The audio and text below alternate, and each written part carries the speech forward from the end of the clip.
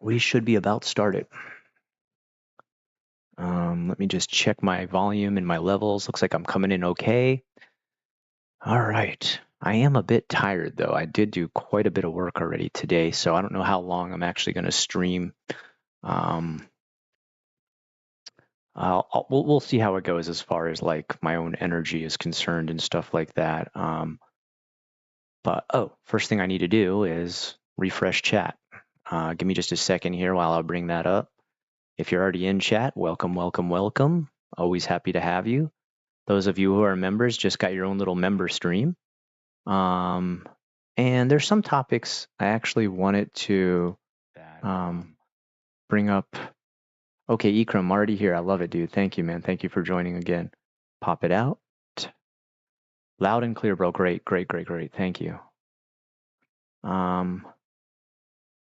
There's some topics that I do want to talk about here that I think are kind of really important for us as a community. Jonah, welcome, welcome again. Give me just a second here. Let me go ahead and just get chat capture real quick. Properties, chat pop out. Okay. All right. And actually, let me.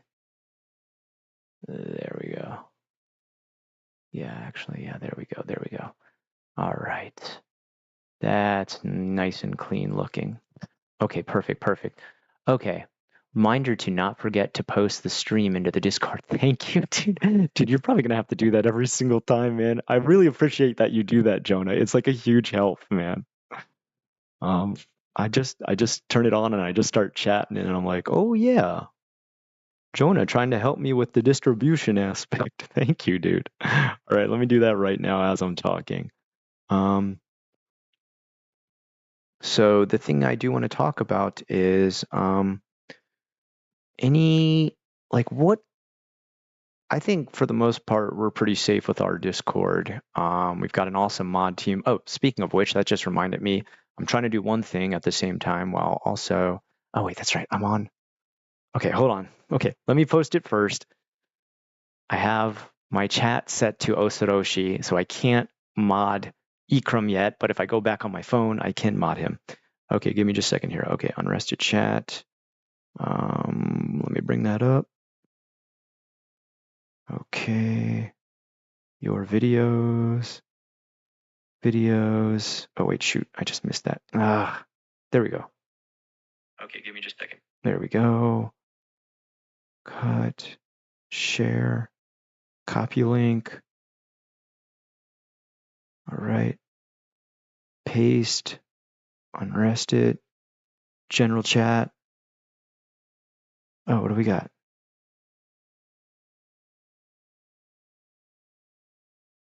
Also, man, Mickey Matsubara is a god. Okay, I'm just checking up on your chat here in general. It's very interesting. Silent Hill. Ink ribbon. Okay. Paste. All right. I see you got like another guy posted in here. Like, do you know there's like some Discords where like if you post another person's stream, like the Discord owner gets super pissed off? Like, I can't imagine. Like, who cares? Like, who freaking cares, man? Like, post whatever you want, man. I mean, aside from it being like something gratuitous or like inappropriate, like I want to see what other people are watching. I want to know something good to watch. Post whatever. I forget I was in some kind of Discord where it was like a video, like they had a video shared chat room, and I posted something in there about another stream that was going, and the owner was another YouTuber. I can't remember exactly who. I want to say it was like Plagued Moth or something. And he was not happy that I was posting another person who was live streaming while he was live streaming. You know what? I'm not 100% sure it was Plague Moth. Don't quote me on that. It could have been a totally different person. But I just remember being like really shocked, like, whoa, really, dude? You serious? Just don't have like a video chat posting room if you don't want that. Yeah, I used to actually be part of like Plague Moth Discord. What a mess that place turned into. I left after like right when his channel had first started. I left like right away because it was like really um, disrespectful, just like disrespectful to like the kind of videos he was showing. Guys, I hope you don't mind. I'm eating fried chicken on stream. This is now a mukbang, okay? If it's your first time on my channel, you're going to find out that I eat almost every single stream because I don't sit down to eat until the end of the day. Ah, there we go. Ikram. Sorry, let me get you. 1 second. Live chat. Ikram. Add as moderator. Managing moderator. You are now moderator, Ikram. DNW, what is up, bud? I am doing pretty good. Today, guys, I completely rebuilt my entire gutter system for the back part of my house. I'm pretty proud of myself. I watched a YouTube video on how to do it. I went to Lowe's, I found all the pieces, and I went back there with a bunch of tools, an electric screwdriver, a drill, some vinyl siding, and slowly but surely, I replaced the whole damn thing myself. For 2 days, I've been waiting for this gutter company to show up. They just lost a bunch of money, dude. They were supposed to bring out a contractor to give me an estimate and everything like that. Never showed up. So I was just like, screw this. I'm tired of waiting. I'm going to try and see if I can do it myself. I did it. I did it. Installing gutters, not that hard.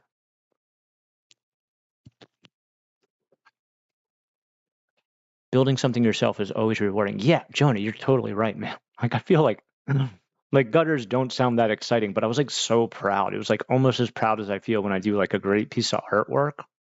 I was just like, hell yeah, like I finished it and like I stood back and like looked at it for a while, put all my tools away, stood back and looked at it again, went shopping for groceries, walked back around to the back of the house and looked at it again. And I was just like, damn, I freaking did it, man. It looks good. Like as if I had like done some kind of amazing piece of artwork where I keep standing back from that and being like, yeah, this piece is perfect. I love it. That's how I felt about it. Yeah, man. Gutter's not too expensive. I bought all the gear for about $100. They're pretty simple to put together.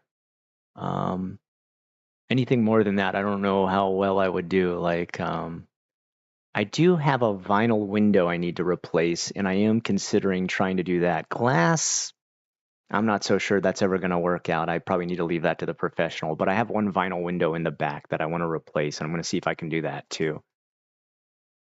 The sense of satisfaction from a DIY job is a great feeling. Yeah, it's a great feeling, dude.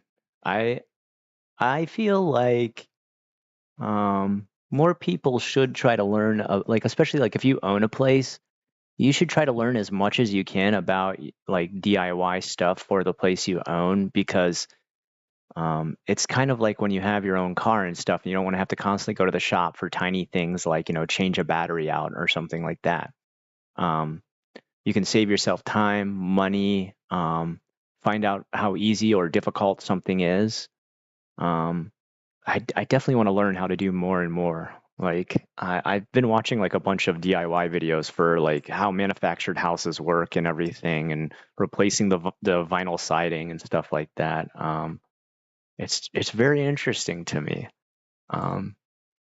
It's also it just feels good to know that if something does happen to your place, you know how to do some of the stuff to replace parts of it. Like the undercrawl, no way, I can't.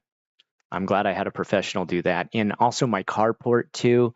The guy was actually really nice, the contractor.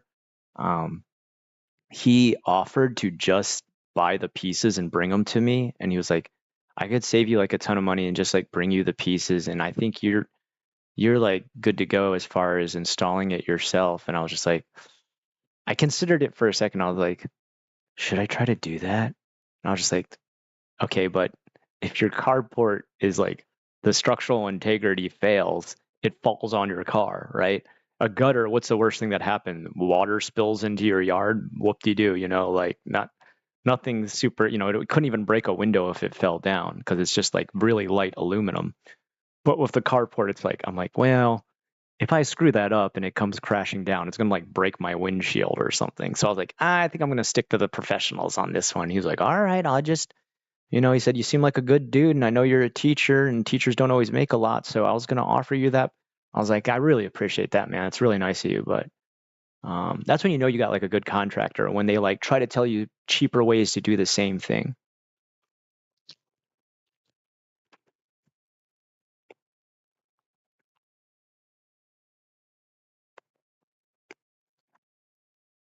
Really? Is it easy to replace glass? How do you cut glass? Like vinyl, I can understand cutting vinyl, but how do you cut glass? What do you use to cut it? I don't know. I just see something going wrong with me, glass, and sharp tools. Like, it sounds like a catastrophe. Oh, the other thing I did today, this is my first time ever doing this. I had like a branch that had died, like it was a really heavy branch too, that like if it falls down, it's eventually going to like crash into my carport.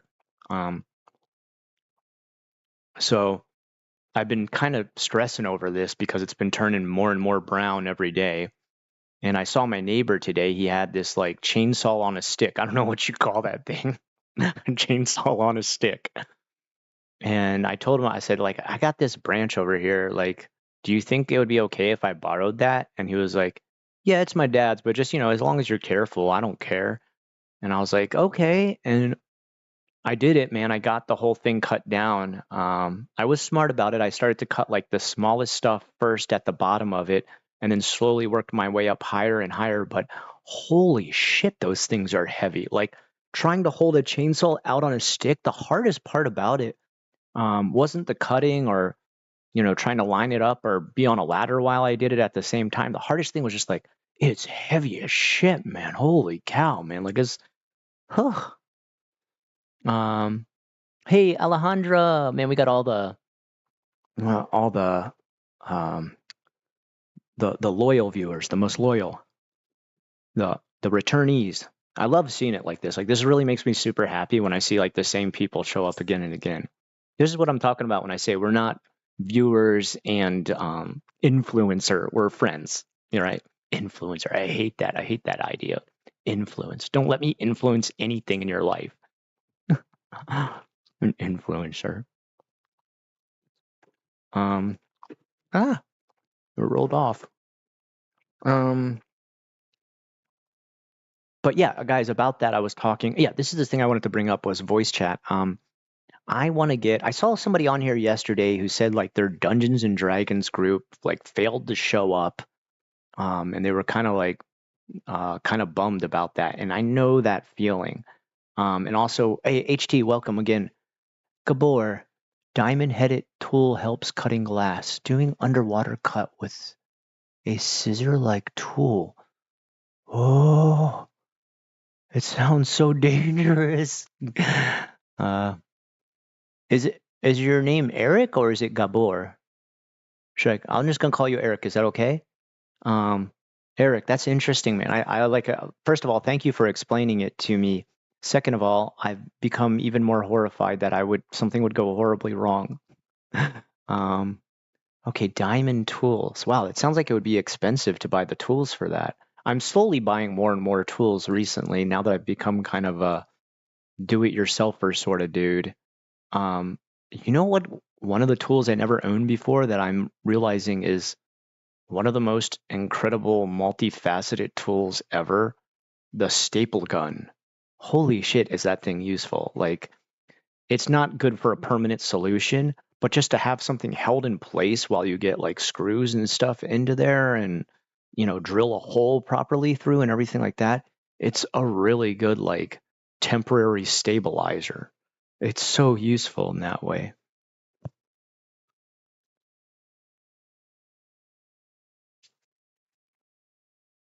Oh, am I going down far enough? Okay. Oh, Yodaru. Great to see you doing well, dude. Yodaru, thank you, man. I appreciate that. Yeah, it's great to be doing better too, man.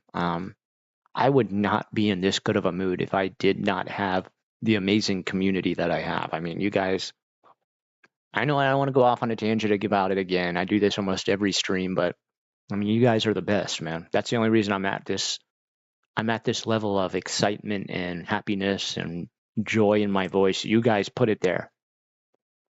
Mm. Yeah, but okay, but you know what I've found that's like kind of difficult for a staple gun?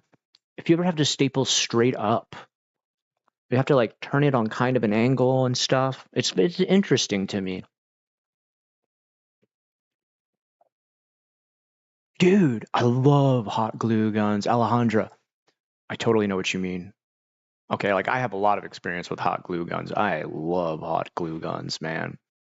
Um, Let me guess. You don't just have like the little tiny pixie itty bitty one. You have like the big one that's like actually like the shape like a gun, and you buy the long ass like big thick tubes that you put in there, right? You're like me, you're hardcore about it, right? Hey dude, sorry, call me Ollie. This is my name for a game. Okay, Ollie, okay. All right.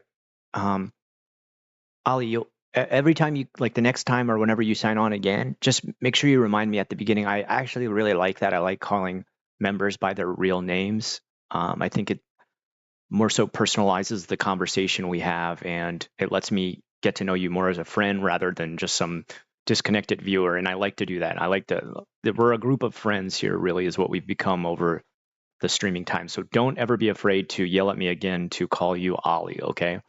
Some people are shy about that. Um, Pig iron hot glue gunslinger. Dude, I love hot glue guns, man. They are, for arts and crafts, they are like the master of all trades. Like, let it be cardboard, plastic, like thick poster board paper. Dude, if you know how to use it right, like you'll start to like be able to do all kinds of stuff with it. My biggest, um, my biggest, how would you say, discontent that I have with hot glue guns is when you're just leaving them alone for a while and you don't want them to drip everywhere. That's always kind of annoying. Or if you've ever had your hot glue gun melt something onto the tip, that sucks. Sorry, guys. I hope you enjoy my mukbang.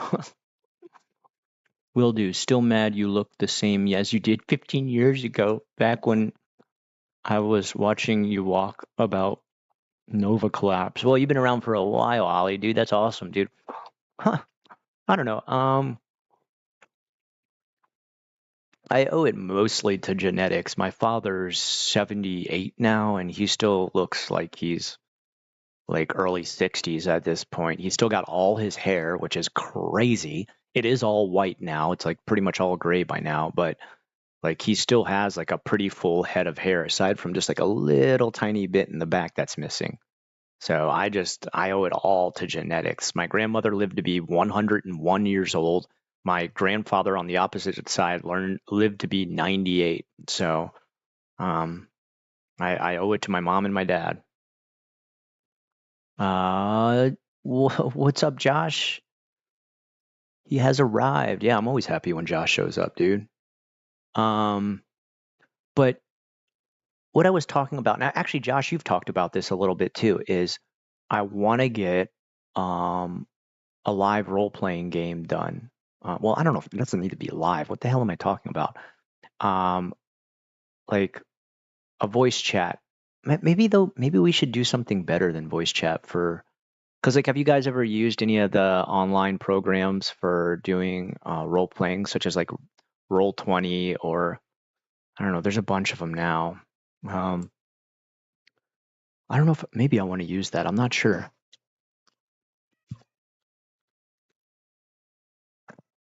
Oh, dude, I've burnt myself so many times with hot glue guns. Jesus Christ, man.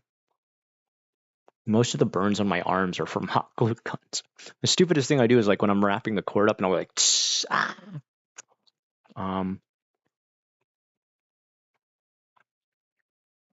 Soldering irons. Man, I want to get better at that. I want to learn how to like solder more stuff and, you know, technology. Cool. Roll20 is pretty solid. Okay, is Roll20 still pretty good? I used to use it like a very long time ago, and actually, this is kind of crazy.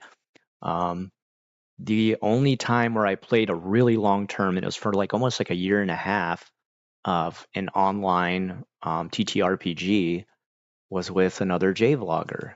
You may or may not know him, known as Claytonian. I don't know if he's still. I don't think he makes videos at all anymore. I think he kind of gave up on YouTube a long time ago. But and I think he probably still lives in Japan. But Claytonian was my dungeon master. Um, and we ran a game that went on for like a year and a half. It was pretty epic. It was DCC, Dungeon Crawl Classic. It is a really old school kind of like first edition Dungeons and Dragons game with those first edition rules. It's for people who are like kind of angry about, fifth edition and third edition and blah blah blah edition D&D. It's a really basic kind of game as far as the rules are concerned. Its mythos and kind of lore is more so based on like H.P. Lovecraft type stuff and what else? Kind of that like really old school, sort of almost like very grim, dark splatterpunk, almost horror induced role playing games. It was super fun. I played as a female cleric, if you can believe it. Only time I think I've ever played a female character.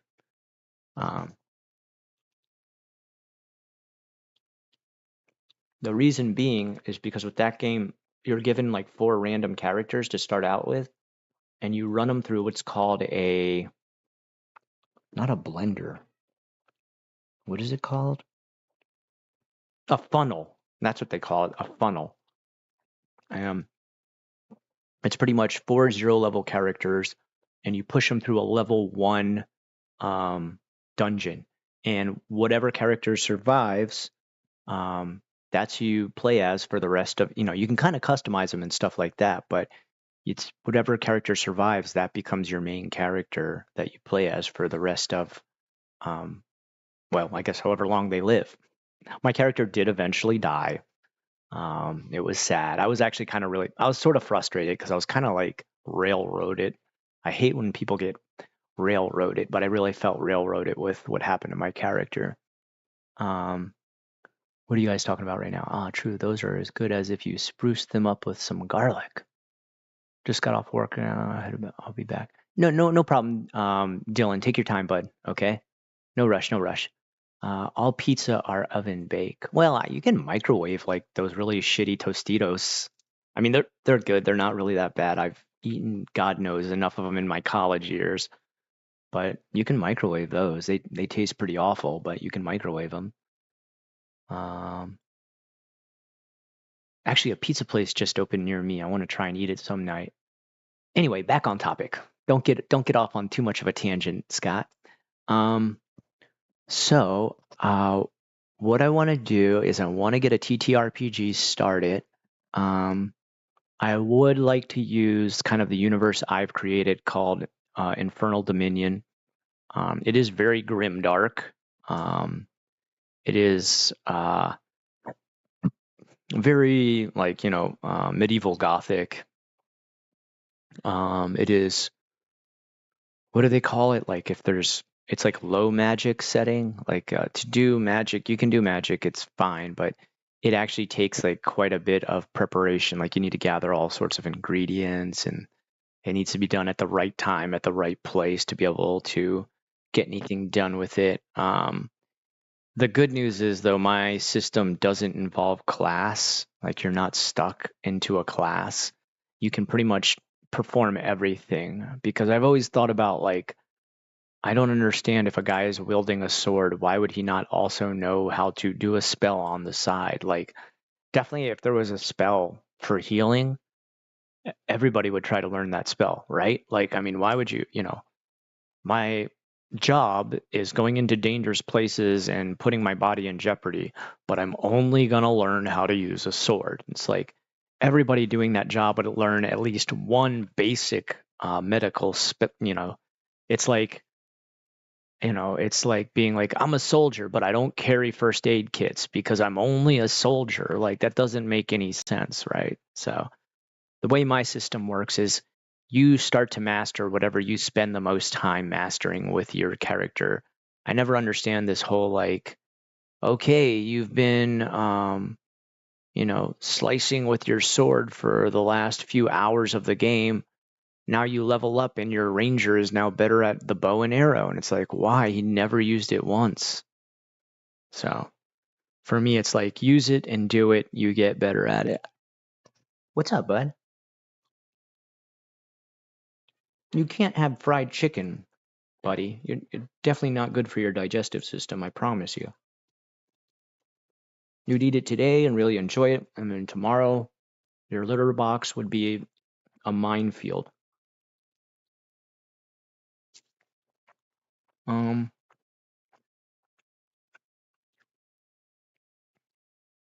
Cyberpunk, The Sprawl. So, two games I really like. I like Cyberpunk. It's called 2077 now, right? It was 2033 back when I used to play it like ages ago. Um, and I like Shadowrun too. But a problem I kind of ran into with both of those, and like, look, don't get me wrong, the settings are incredible, the character idea is incredible. But I almost felt like they had almost too many rules that I couldn't keep track of. Um, I have a lot of trouble like keeping track of like a bunch of different rules at the same time when I'm Dungeon Master. So I pretty much created my own system because I need to make it quick and easy to remember how everything works. Cyberpunk, I kind of really struggled. I tried to run a game of that. That game, no, I won't. Cyberpunk's not too bad, but I remember Shadowrun, and I don't know if you've ever played this one called The Mutant Chronicles.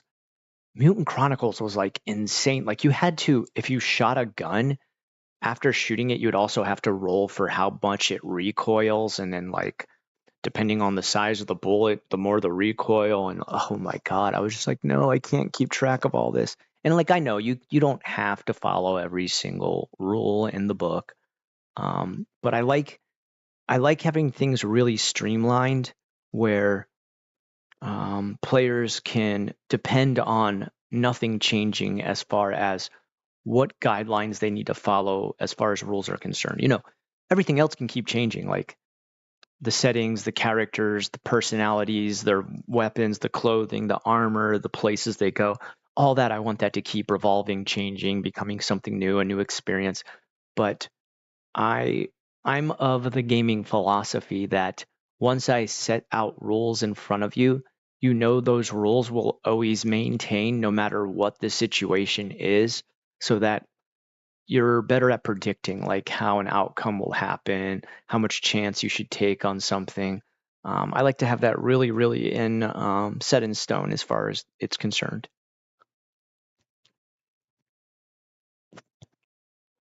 Deco, you're not going to eat fried chicken. I'm sorry, but like it's just not safe or healthy for a cat to eat fried chicken. Do you remember what class you were running in Cyberpunk? Um,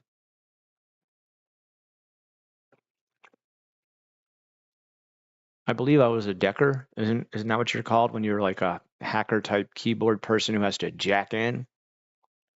Um, I believe that's what it was, like a combination between like that and a focus in medical, like some kind of healing stuff. I almost always, I'd say in general, I tend to play healing classes. The older I get, the farther and farther away I get from being any sort of violent class. In fact, um, I've had some games I play where my character completely swears off violence completely. Like I will not get into fights. I'll figure out other ways to maintain, defend, and struggle against the enemy without hurting them, unless like absolutely necessary. Um, for me, that always feels like a very active way to role play. Like you can't just mindlessly hack and slash. You need to figure out another way. Like, do I throw a rope around them and tie them up so that like they can't attack me? Do I set a booby trap, or like they're put into like a place that's like a trap door or a hole? The Decker hiding under the desk and crying. Yeah. Yeah, my character, I never play like super tough or hardcore characters or anything like that. Deckers are from Shadowrun. I can never remember. You're some kind of like runner, right? Right? Isn't it like in Shadowrun they're called like a runner or something? I don't know. Hey, mini Scuse, mini Scus. Welcome to the stream. I'm glad you caught it live. I'm always happy when I see people who are excited to catch a live stream. Welcome. Glad to have you here, okay?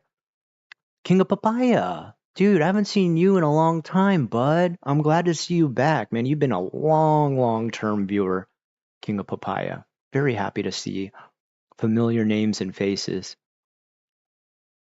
But yeah, actually, you know what I'd like to hear from you guys? What are your best experiences with playing role-playing games? Like, tell me what you've enjoyed the most. This will kind of help me cultivate a game that will be enjoyable for you guys. Um, I honestly, I love hearing. Gifted one unrested member hips. Members hips. Why does it say hips? What is that? First of all, thank you. I mean, before before anything else, thank you for gifting membership. What was gifted membership by? Oh, okay. You gave it to King of Papaya. That's cool. Thank you. That's very nice of you. And why does anybody understand why it says hips? Oh my gosh, you're giving out more? Dalvash, welcome to the stream. Also, congratulations on getting membership. Make sure you thank Meniscus. Meniscus? Is it Meniscus or Miniscus? Which one should I say? Matthew, what's up? Welcome back, dude. 800 hours of dusting every raider in the wasteland. That was New Vegas. New Vegas so good, though. I love New Vegas. Dude, Meniscus, you're being the most generous dude I've ever seen, man. The only person I've seen do it this much is Josh, our Thrustavius, as we know him. Dude, I love when I see stuff like this. It's so altruistic, just giving out like memberships and stuff like this. Makes me very happy to see friendly actions like this from my members. Todd, welcome to the stream, bud. Well, I got a bunch of new faces here tonight. Yeah, King of Papaya, yeah. I like to see when people thank other people too. That's very nice. Sometimes I never see. Sometimes I feel like, and this isn't actually other people's fault, but I know Josh has gifted a lot of people too, and I don't know if they ever get to say thank you to him. So on their behalf, Josh, thank you as well, and Meniscus, thank you as well. It's so I love seeing nice actions like this. Makes me very happy. It's formatting the word membership in a weird way. Oh, holy crap. Dude, my mind could not compute that. Jonah, like, I was like, why is it talking about the hips of my members? It's kind of personal, very strange. Okay, thank you for explaining that to me. I was like very confused. Unrested member hips. Oh my gosh. You like to spread the love, dude. That's awesome. See, this is what I'm talking about. I'm not the biggest channel. I'm not the most popular. I'm not, real well known all around YouTube, but hands down, I have the best community ever, dude. I swear to God. I don't think there's many anywhere close where they have an awesome community like I do. Mine is the nicest, the most friendliest, the most civil, the best dialogue. Ugh, you guys are awesome. The funniest D&D campaign me and my wife and her friends went through, we stole the huge ship and got completely exiled from 10 islands, and my wife playing a kinku was used as a bat by our cleric. A kinku. Where's my phone? I want to make sure I've got the right. Where did I put my phone? This is weird. Oh,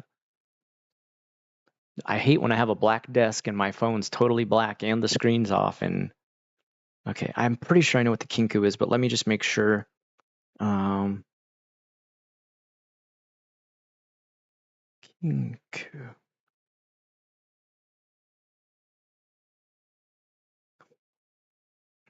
The first thing that comes up for kinku on a Google search is the Japanese singer Kinku. Kinku D&D. I thought so. It's the birds.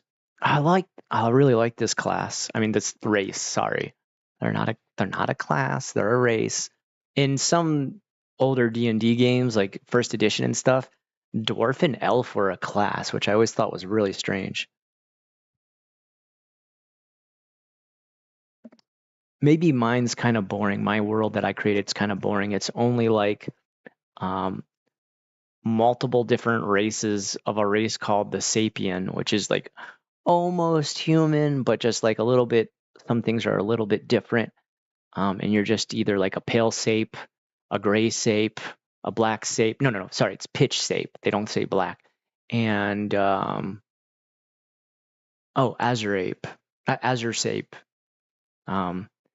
That's like the different races in mine, because it's a pretty indigenous based world where there's not a lot of like outside from other planets or anything like that. Very low magic, low fantasy.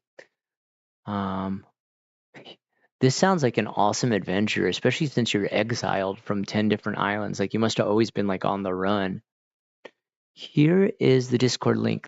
Jonah, you're on top of it. Look at you, Jonah, dude. You're becoming like a true master of your trade when it comes to Discord. Number one, you're giving me the reminders to post it.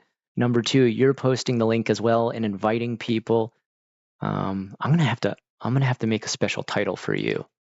I think I'll eventually do that for everybody in the whole mod group, like as I see their specialty. But I think you're kind of like head of public relations, or what would we say? Not HR. PR is better. Like the publicists of the Unrested Discord. Very cool, man. I really appreciate the effort, Jonah. My first ever gifted YT membership. Appreciate it. Cool, man. I'm glad you like it, dude. And that's very nice of Meniscus to hand it out. Oh, Esper Team, welcome back. I didn't realize Cyberpunk has been a thing. Yeah, dude. That's why it used to be like 2033, which is like right around the corner now. We've only got like 8 more years and we're going to be living in Cyberpunk world. Get ready for multiple robotic limbs on your body.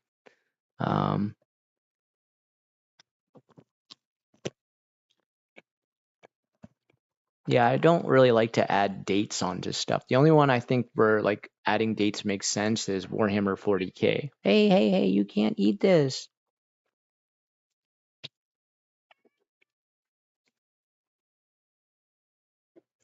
Where it's so far in the future, you can't argue anything. You're like, well, 40,000 years, holy shit, anything could happen.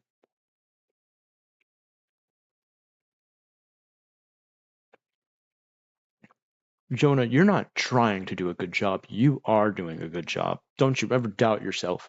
You're the best. Pepguard, can you remember a time when speaking Japanese saved you from something serious, like talking to the police?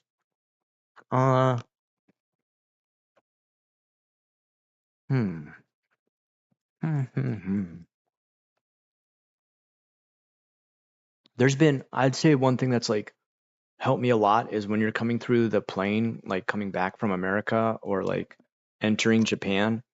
If you get up, like as soon as you come into immigration, if you start speaking Japanese right away, they like expedite everything. Like they're like, すいません、外国人免許がある。僕は15年ぐらい大阪に住んでいる。Like they're like, hayaku, hayaku. You know, like, come on, come through fast. Like, if you're already speaking Japanese, it's gonna go so quick. You don't need to wait in the gaijin line. You can come over to the Japanese side, and they let me go through real fast. I'd say that's helped me out a lot. I've definitely had times where I have a customer service question, and the people working at the store look like absolutely horrified because they're like, oh shit, this guy's gonna ask me a question in English. And like the second I ask it in like Japanese, where I'm like, "Simasen, kono mono wa doko?" And they're like, oh, chotto kite kudasai. Like, please follow me. Like, very happy to. Um, that always makes them very excited. Times where it's kind of shocked people is when, I've got brown hair. If you looked at me from the back, you might think I'm a Japanese person because I'm just brown hair and, normal complexion. And tiny little Obachan sometimes would tap, tap, tap, tap, tap on my back. And I've had times before where like they tap me on the back and they're holding a map and they're like, "Simasen, kore wa doko de?" And they're like, simasen. Like they're like trying to ask me, "Sorry, excuse me, but where is this place at?" And like when I turn around and they see, this is a giant tattooed white guy. And I'm not giant, by the way, but most grandmas in Japan are very tiny little people. They come from like, an era where not much milk or meat was part of the diet. So their growth has kind of been stunted. So they're oftentimes very, very tiny, like not much over 5 foot. So I turn around and like it's guy with blue eyes and tattoos, and they're just like, and I'll be like, "Doko ikitai?" Like, where do you want to go? And they're like, "Koko ikitai?" And I'm like, "Hai, wakata. Saisho, masugu iku." And like, I start like giving them directions in Japanese, and they're just like, arigato gozaimasu. They're just like super confused that they just got directions in Japan from a guy who's obviously not Japanese and didn't try to, I guess, beat them up, take their purse and run away like they might have thought I was going to. Because, tattoo scary person. So that always that's nice to see that reaction. They're always really nice after them, but they're always really shocked when they tap me on the back to ask for directions and then my face turns around and I'm like, hello? No, I don't know. DJ, welcome back, man. Theodore, what's up, dude? How are things at your house going? How are repairs going? They're going good. The hardest part is just like waiting for supplies. Like my carport is still a mess, and I'm not going to get those parts in for 4 to 6 weeks because everything's on back order. I just finished repairing all my gutters on the back of my house today, and I'm very proud of the job I did. So thank you for asking, Theodore. Eric, then you should use sunglasses on the streets to mingle in the crowd. Yeah, that's a good idea. I don't know. Probably though, Japanese people do have freckles. Even my wife has freckles, but they're not like my kind of freckles where it's like pale skin with orange spots. Um, yeah, maybe I should do that. I should start.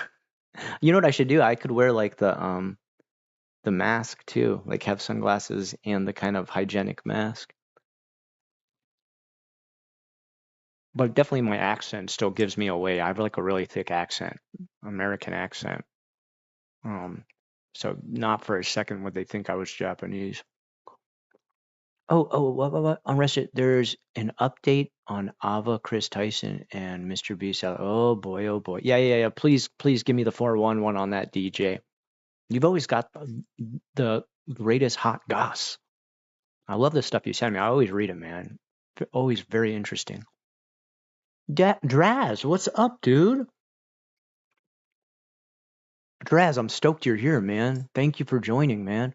My main character for a long time was Kinku Bard, College of Glamour. Nice.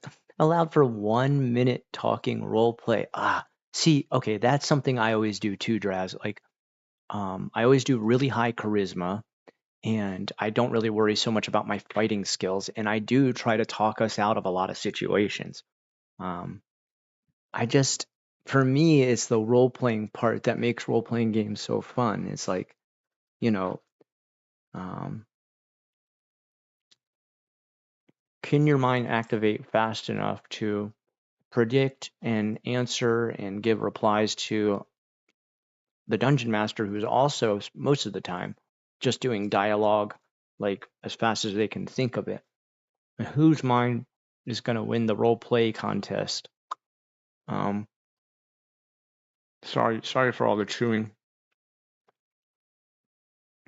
The only thing that has ever pissed me off about that is like when you have like a dungeon master who railroads you, like no matter what you say, they're like, "You're going into the dungeon to be locked up," and you're like, but sir, can I please talk to you about how much of a silver spoon I was born with and how my parents can cover your entire kingdom in gold if you just let me go?" And they're just like, no. He turns away and refuses to listen to you and still throws you into the dungeon, and you're just like, okay, why did we even start a dialogue then?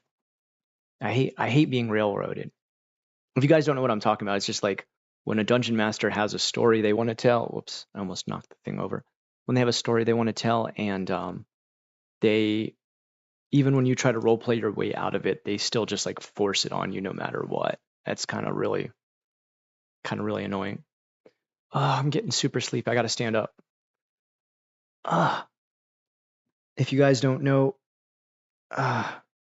this is kind of how my streams go. Usually what happens is I haven't eaten all day.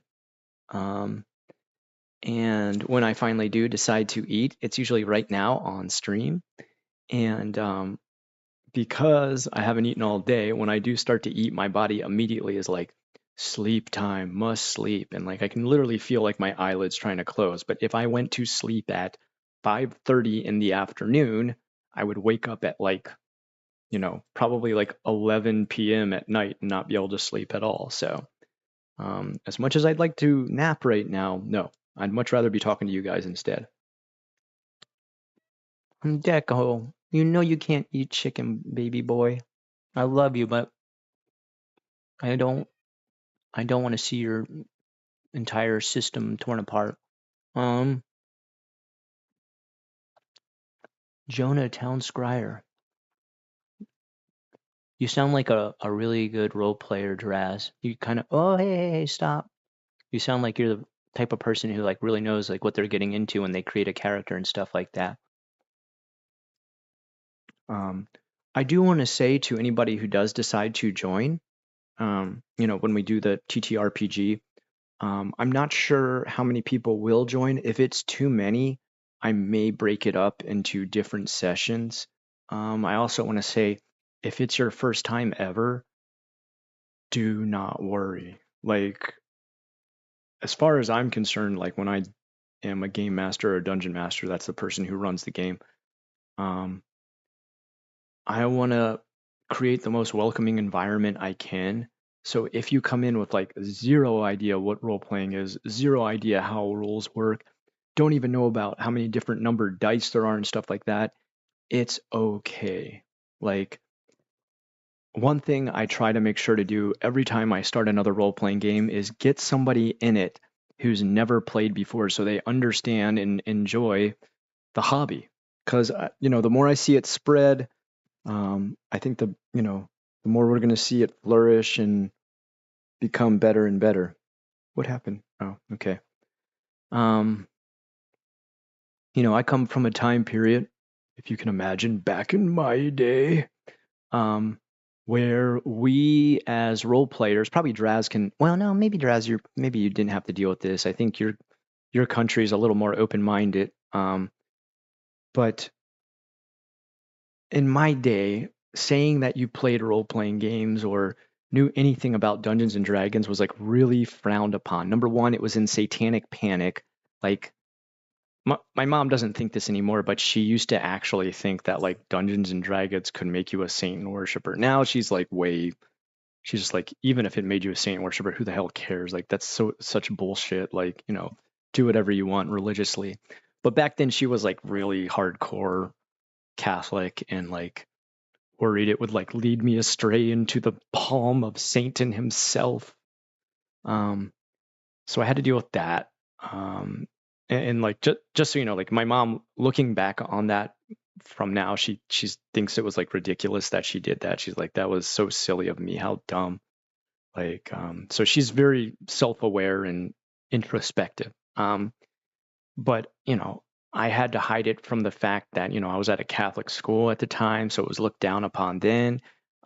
We had to hide it even from people who were like our friends or like our peers in class, because you were considered like a mega nerd. Like, it was not cool to be a nerd back then. So now that it's way more mainstream and more popular, I keep wanting to increase the amount of people who play them, because I think the more you increase, the better the market is for them, the more that are sold, and the more the quality grows. Unless you're Wizards of the Coast, and then you're just ruining all of role playing altogether. Sorry, I don't have a lot of love for. I used to really be big into Dungeons and Dragons, but I don't have a lot of love for Hasbro and Wizards of the Coast. I'm not a big fan. All right, all right. Oh, Avernus. Now you're talking. Avernus, one of my favorite places. Okay, let me catch up with what you guys are saying. You should use sunglasses. Oh, okay, we talked about that. My wife wanted me to tell you your voice and commentary is so soothing that she almost falls asleep listening. All right, awesome. I'm glad to hear that. What I'll try to do in the future is like when I'm playing Silent Hill and stuff, anytime I get scared, I'll like scream and screech and like be like, "Oh my God, guys, save me!" And I'll be like one of those like early 2010 streamers who would like make a big show of every time they'd be scared by something in the game. No, I'd never do that. I'm honestly, I'm glad to hear that. I always take it as a compliment when people say like, sometimes I put your videos on to fall asleep, or the way you talk and your commentary is so soothing that like, it makes me tired. And I mean, that's some of my favorite people I listen to. Like, that's why I listen to them, because it's a comfort zone. It puts you in a certain comfort zone. And if I'm doing that for someone, awesome. Glad to hear. Really glad to hear. Did you hear about the case of the Colombian woman who said she were, oh, yeah, the Pep Guard? I did a whole video on it. That case is insane, isn't it? That case cracks me up so much, dude. Like that's the equivalent like of me being like okay, what's like one of the most famous Disney movies, like Little Mermaid or something like that. Like, if I was like, did you guys know, like, before I used to do YouTube, I was the lead artist on Little Mermaid. I actually came up with the idea of Ariel. That was my idea. And like Ursula was another thing I had on the back burner. I was working on her character for a while. So I mean, like, when you see it, just realize like most of those characters in that movie are based on all my ideas. I storyboarded and stuff like that.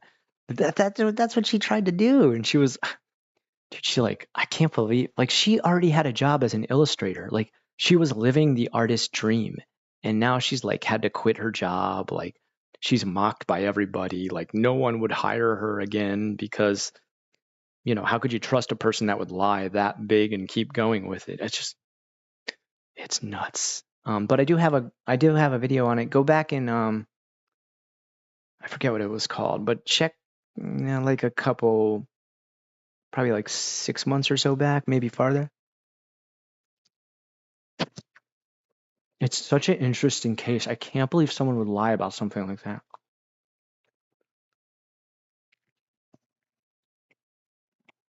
Not just lie, but like let it get that out of hand. Okay. Anyway, sorry. I'm getting off topic.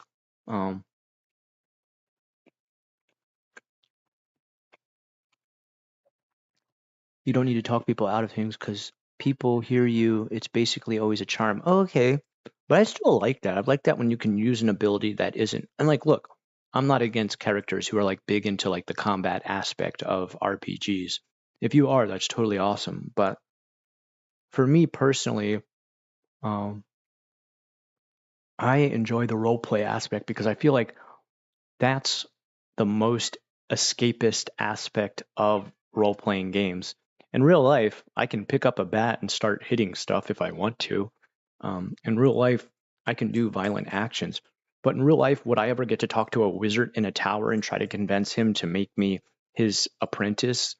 No, that'll never happen. So I like to push myself into the situations that are like the most fantasy based, the most out of this world. Uh-oh, someone just got gifted.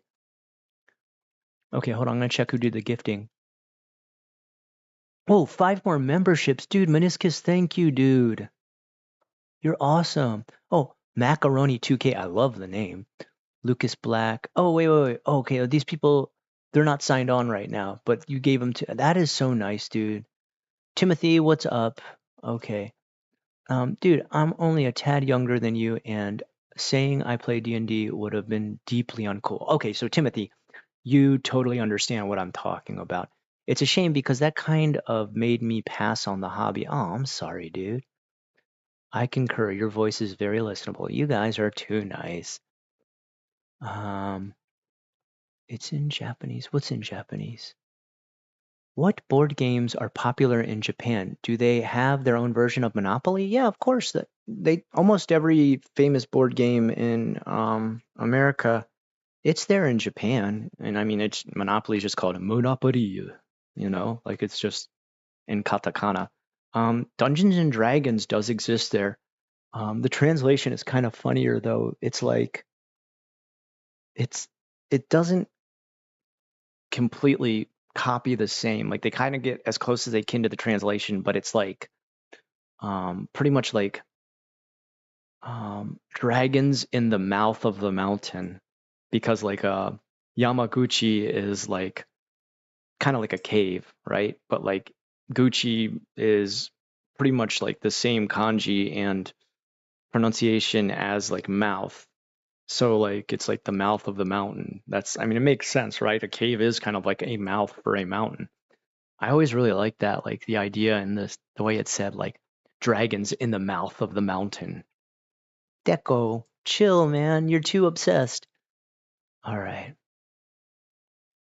Yeah, Timothy, doesn't that suck that people were like so mean about Dungeons and Dragons back then? I don't know if you guys ever heard about that story, but there was a guy who, and this is totally like, this happened, but the reason behind it is fake. There was a guy at, I forget what university it was, but he got so obsessed with Dungeons and Dragons that he would start to crawl around the sewer system underneath his university to pretend he was his own character.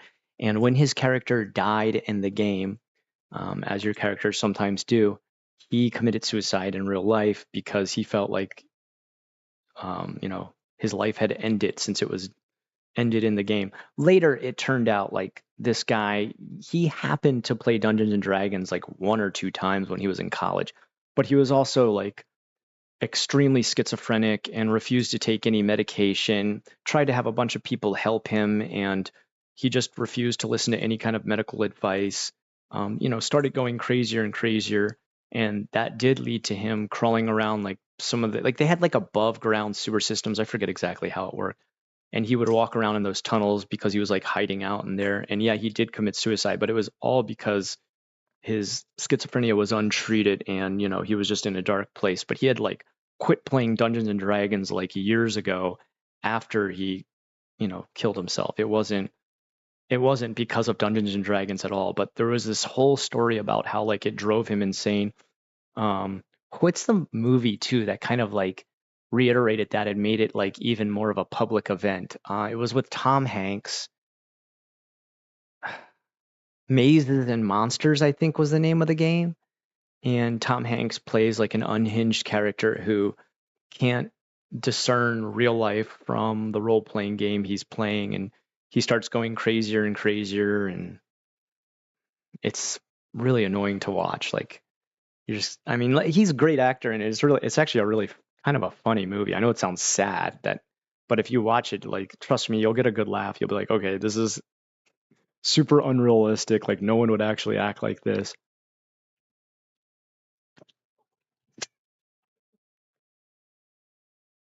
Um, don't get me wrong, like I could see role-playing games negatively affect somebody who was dealing with some sort of like mental illness, but to imagine someone gaining a mental illness and then dying because of role-playing games, come on, man. Um, if anything, role-playing games give you a chance to get away from like some of the mental agony you go through in real life. Man, Meniscus, you are the most generous dude. You just did another donation of more memberships, man. Thank you so much, man. Non-winner. All right, I turned on gifts. Seems to happen a lot here. Hope I get one. I would pay for membership here and there, but money is real tight. Dude, I'll do it. Can I do it from membership? Oh, no, wait. Membership gifting. Um,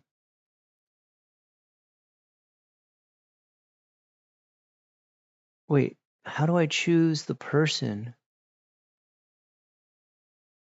Okay. Shoot, I don't know how to do it.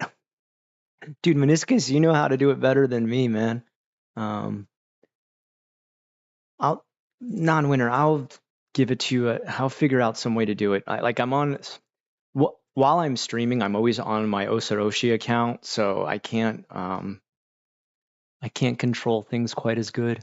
I started playing D&D as part of PTSD management in the refugee camp. They wanted us to talk about what happened during the Bosnian War, but more accessible, so to say. Things happened to the character.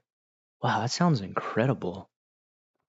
Um, Surprisingly enough, I know a lot about, well, I don't know a lot, like I don't know the whole history, but I know how ravaged that area was because in high school, I took, imagine this, a religious trip to Herzegovina, former Yugoslavia, and where was the other? Oh, in Medjugorje.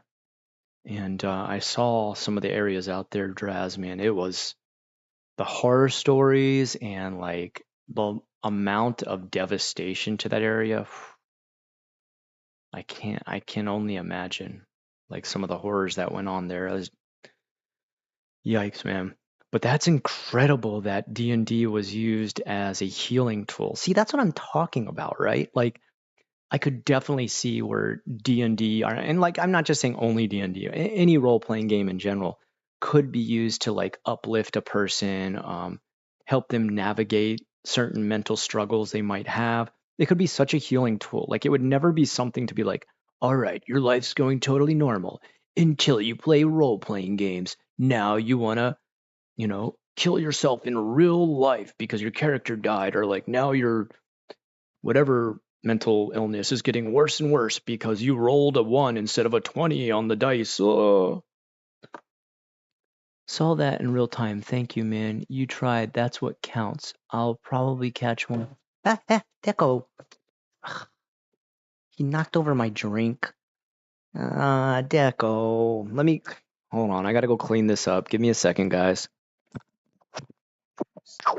Relax, man. What are you doing? You crazy.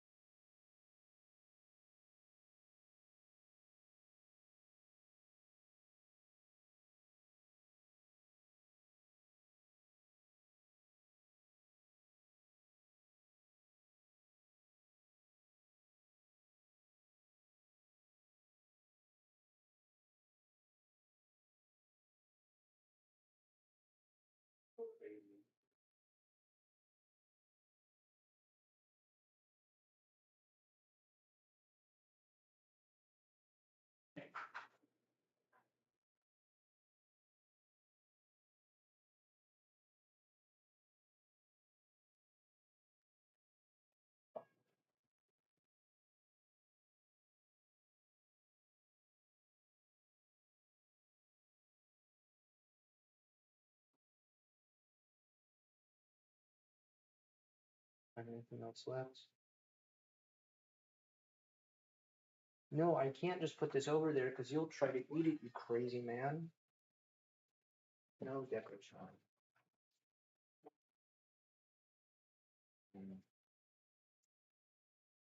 I love you very much, but I don't want you getting sick, my friend. Okay, sorry about that, guys. My cat had a bit of a conniption fit over the fried chicken and just knocked over my drink and Deco the Destroyer. um, Bye. I'll try to catch you another time. Okay, Theodore, thank you for joining, bud. I really appreciate it. Hogo, 69. World of Warcraft definitely helped me through many tough times. I still miss that game, but can't go back to playing it. It's too much of a time sink. Yeah, Hogo, I hear you, dude. I used to be a massive EverQuest 2 player.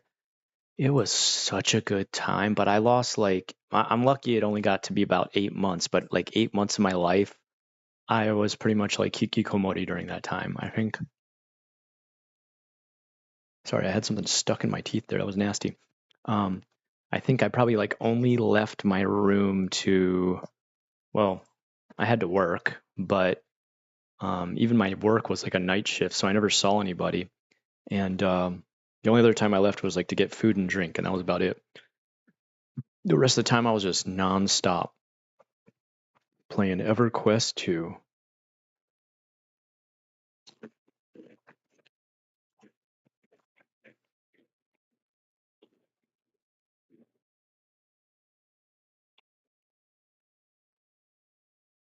Raz, that's such an incredible story, dude. I wish sometime you got to tell me more about that if you're comfortable with it. I'd love to hear more about how it was used as a healing element.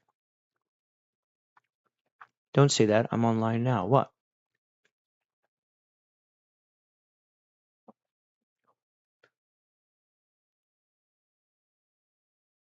Oh yeah, I don't think there's any strings attached to like becoming a member.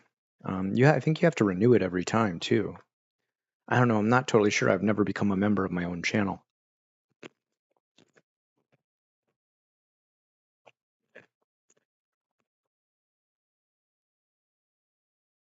Jonah, my favorite class is usually either I'd play like a rogue or like a thief or a cleric. Those are the two things I like to play the most.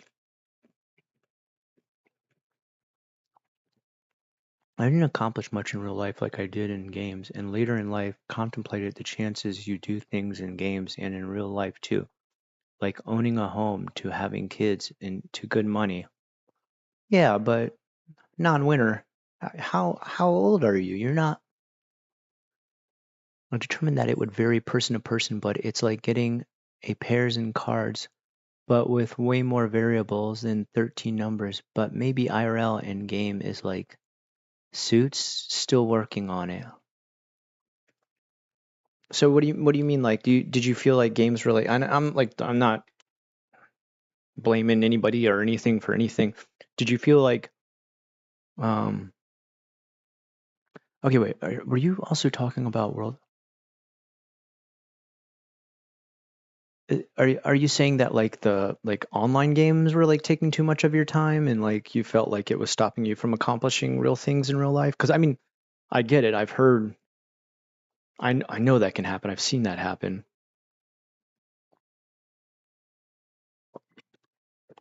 Actually, if you guys want to know, this is from a long time ago. A girlfriend I had at the time when I was playing EverQuest 2. And no, I didn't meet her on the game. I met her in real life. She actually got me into EverQuest 2. She was a big player of it. Her whole life kind of just got like wasted away. Um, it's actually kind of sad, man. Um, I know she'll never ever see this stream, but uh, even now, like her life. I mean, it wasn't because of the game. I mean, I think there was like other things in her life disturbing her, but like she was big into the game. And like her other hobby was like she wanted to become a model, and like she was like super skinny and like really pretty girl. And she did model for like some stuff. And like that's not what you're thinking of when you're thinking of like girlfriend who plays MMO. Um, and she started going to college for fashion and stuff like that. And she played the game so much that it was like kind of her only escape. And her real life, I don't know if it was like agoraphobia or anxiety or what was getting to her, but she just got like kind of sick and scared of showing up in public to go to school. So she stopped going to classes and just played EverQuest 2 all the time. Um, I tried to convince her. I was like, well, maybe like if you're really having problems with stuff like that, maybe like a therapist might help. I don't think like just hiding away in the game is going to do it. Like, I think that might make you kind of lose track of like how much you are missing at school because eventually, you'll get dropped by the class or you'll get an F. And like that's what happened. Like she got just like more and more deep into her anxiety, which it's not really her fault. You can't control that. But she didn't do anything about it. And she wasn't in a situation where she couldn't get help. Like her parents were well to do. Um, I think maybe was scared to ask for help or like didn't think going to a therapist would actually help or something like that. I don't know exactly. But instead she just used the game as like an escapist tool, like to always stay away from going to class and stuff. And she did eventually end up failing. She failed enough where she was put on academic probation, I think they call it. And she moved back in with her parents. That's actually right around the time that like we started dating. And I played the game with her and it was a ton of fun. And she was like really good at the game. Like she was in like the top guild and everything like that. Um, I was nowhere near as good at the game as she was. And her dad tried to connect with her like a little bit by playing the game and like getting to understand like why she was doing this instead of like being focused on her work and everything like that. And even he was like, okay, well, like I understand why it's fun, but I think like maybe it's time to like turn it off and focus on your goals for the future and stuff. So I said too, I was like, all right, I'm gonna stop playing too. And I quit, and I remember her brother at the time quit playing it too, and so did her dad, but she just kept playing it. And then um, because I did stop playing it at that point, she actually broke up with me over it. And was just like, you don't understand me and stuff like that. I need this to get away from everything. And I was like, all right, like, I guess I don't. So she got so deep into the game and everything that like she never ever ended up going back to college. She eventually like got more and more depressed and stuff because things around her were just kind of like falling apart as far as her like future opportunities were concerned. And like I'm not trying to blame her or blame the game for this because you're your own master when it comes to how much time you play a game. Um, I do think games can be addictive. That is true. That is possible. Although at the same time, when you have the ability to get help or go get help or, hit rock bottom and get help when it comes to addiction, I don't think she was ever interested in doing that. Like, I think for her, it was hard for her to conflate in her mind that um, gaming was an addiction. Like, it is possible for it to be. Um, and she got so depressed that and like, I don't completely understand how this works. It's called like fibromyalgia or something like that. And it's like when you're so super depressed that like there's pain in your body where you can't move properly. She ended up being like in a wheelchair after that because it was so bad. And like, it's horrible to say, but like she gained a ton of weight and stuff, of course, because you're not like walking and move around and stuff. And like all her opportunities and leads on being a model and stuff like that, it all dried up. And now she still lives with her parents at my age. I don't think she still plays EverQuest 2. I haven't talked to her in a long time, but dude, it was sad though, man. Like, I think maybe they have like a history of depression or something like that. Because even her brother, like, he dropped out of high school, and like this, she dropped out of high school too, but she was actually really smart. So she just dropped out, got her GED, and went straight to college. And her younger brother like looked up to her, and he tried to do the same thing, but he wasn't smart enough to get the GED, and he just tried to start working after that, and he couldn't get any kind of like career because of that. Just, I mean, you could still get work and stuff, but it just wasn't a possibility for him. And he ended up committing suicide. I couldn't believe it, dude. Um, I was still friends actually with her brother after we broke up for like a long time after, where I even, it kind of really sucks. Like, he wanted to work in Japan as an English teacher, and I pretty much laid out the steps for him, like step by step by step. So like, um, he was going to meet up with me the one time I was back in America, and um, it was only for like, I hadn't come back to America in like 5 years, and I was coming there because my parents wanted to see their grandkids. It was their first time to spend a Christmas with their grandkids, and he wasn't too far. I think only about like a hour drive or so away from where my parents lived. And he was like, "Is it okay if I like come up there while you're there, and like you can walk me through the steps of like what classes I should take in college and stuff to become a teacher like you in college? I mean, in Japan." I was like, "Yeah, definitely, man," because like he was a really good kid.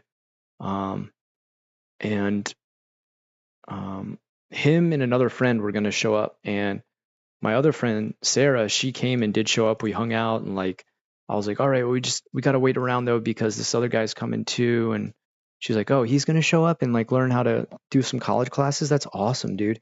And we were actually like both there ready to, because Sarah's like really high level education. She like got her, I don't know if she got all the way to her doctorate, but she was ready to help too. She's like, let's sit down with him and like start selecting the classes and stuff. Walk him all the way through like GED up through like graduation. And he never showed up for the day. And like I kept calling him, and I'm like, hey, dude, we're waiting around for you. And, we want to go see stuff around Florida, but we'll wait till you get here. And he never did show up.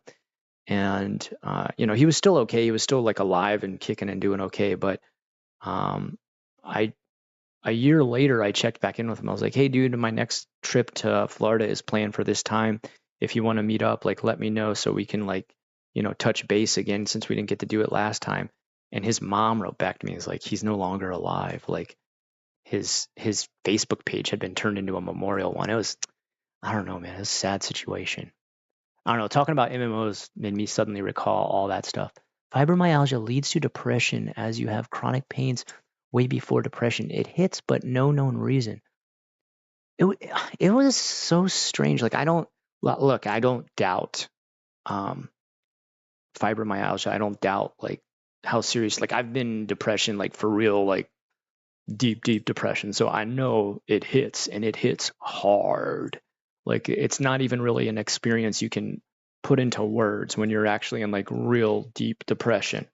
Um, I just don't understand how the fibromyalgia works. Like, even trying to read reports on it and stuff like that, I was always like really confused. So like I never wanted to judge her because of that, and I never wanted to doubt her. Um, but I was always like really confused, like why, like it for her, she never had any pains or anything like that until she got depression, and then after she kept going to the doctor, and like they couldn't find anything, and like finally, like her parents like talked to me one day and were like, hey, she's in a wheelchair now and she has fibromyalgia, and I was like, oh, dude, I'm so sorry, man. No matter what you do in life, it's all about moderation. There is only a few things you can't get addicted to, but everything else triggers dopamine. It's fair game. Yeah. Yeah, Draz, that's totally true. You're completely right, man. I think, you can get addicted to anything. I'm sure there's definitely times in my life where I have been addicted to certain games. There's times where I've been addicted to like a snack. Um, I'm sure there's things I do now that are like an obvious sign of addiction. Um, but it's all about trying to identify, realize, and balance your life.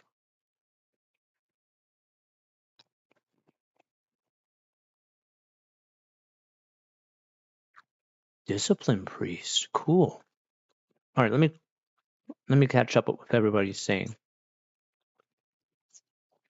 My husky and black cat work together since my husky raised our black cats. She has trained him to knock treats and stuff off for her. Oh, that is adorable.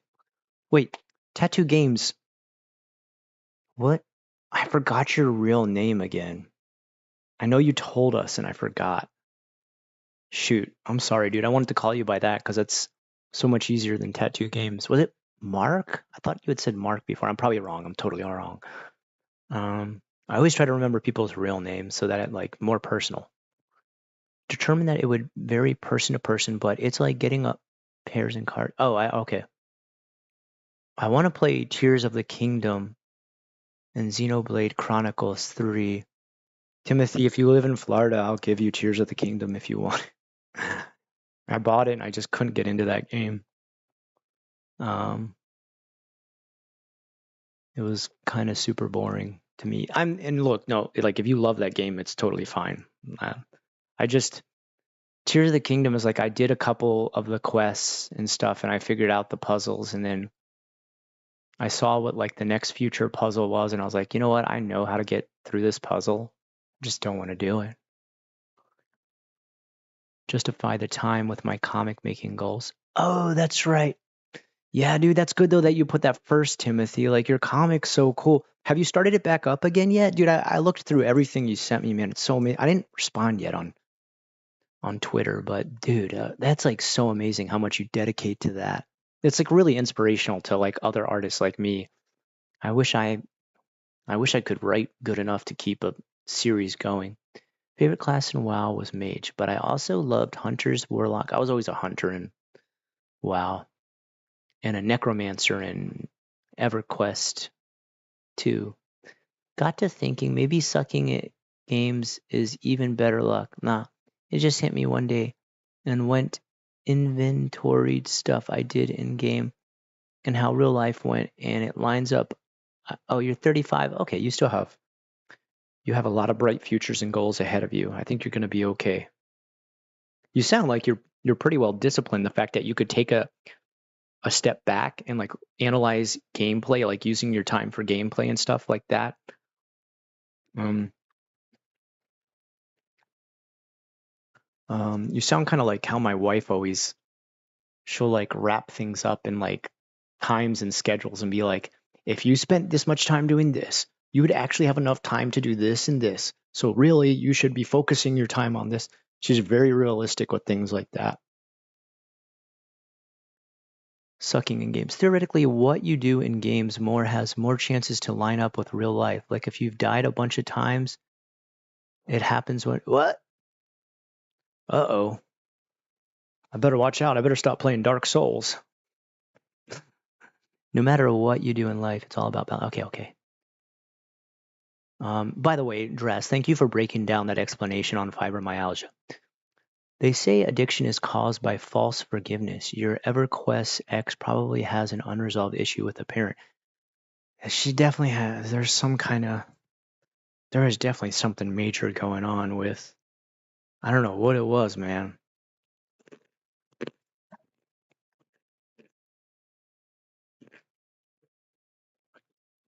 Food as an energy source ultimately puts electrons across complex of the mitochondria. People overestimate its importance and underestimate light itself. Yeah, Osaka Shogun, I completely agree with you on this. I feel like one of the best things I ever learned about Japan and like the Japanese people in general is that they are more focused on eating to live rather than like in America. I feel like we're more focused on living to eat.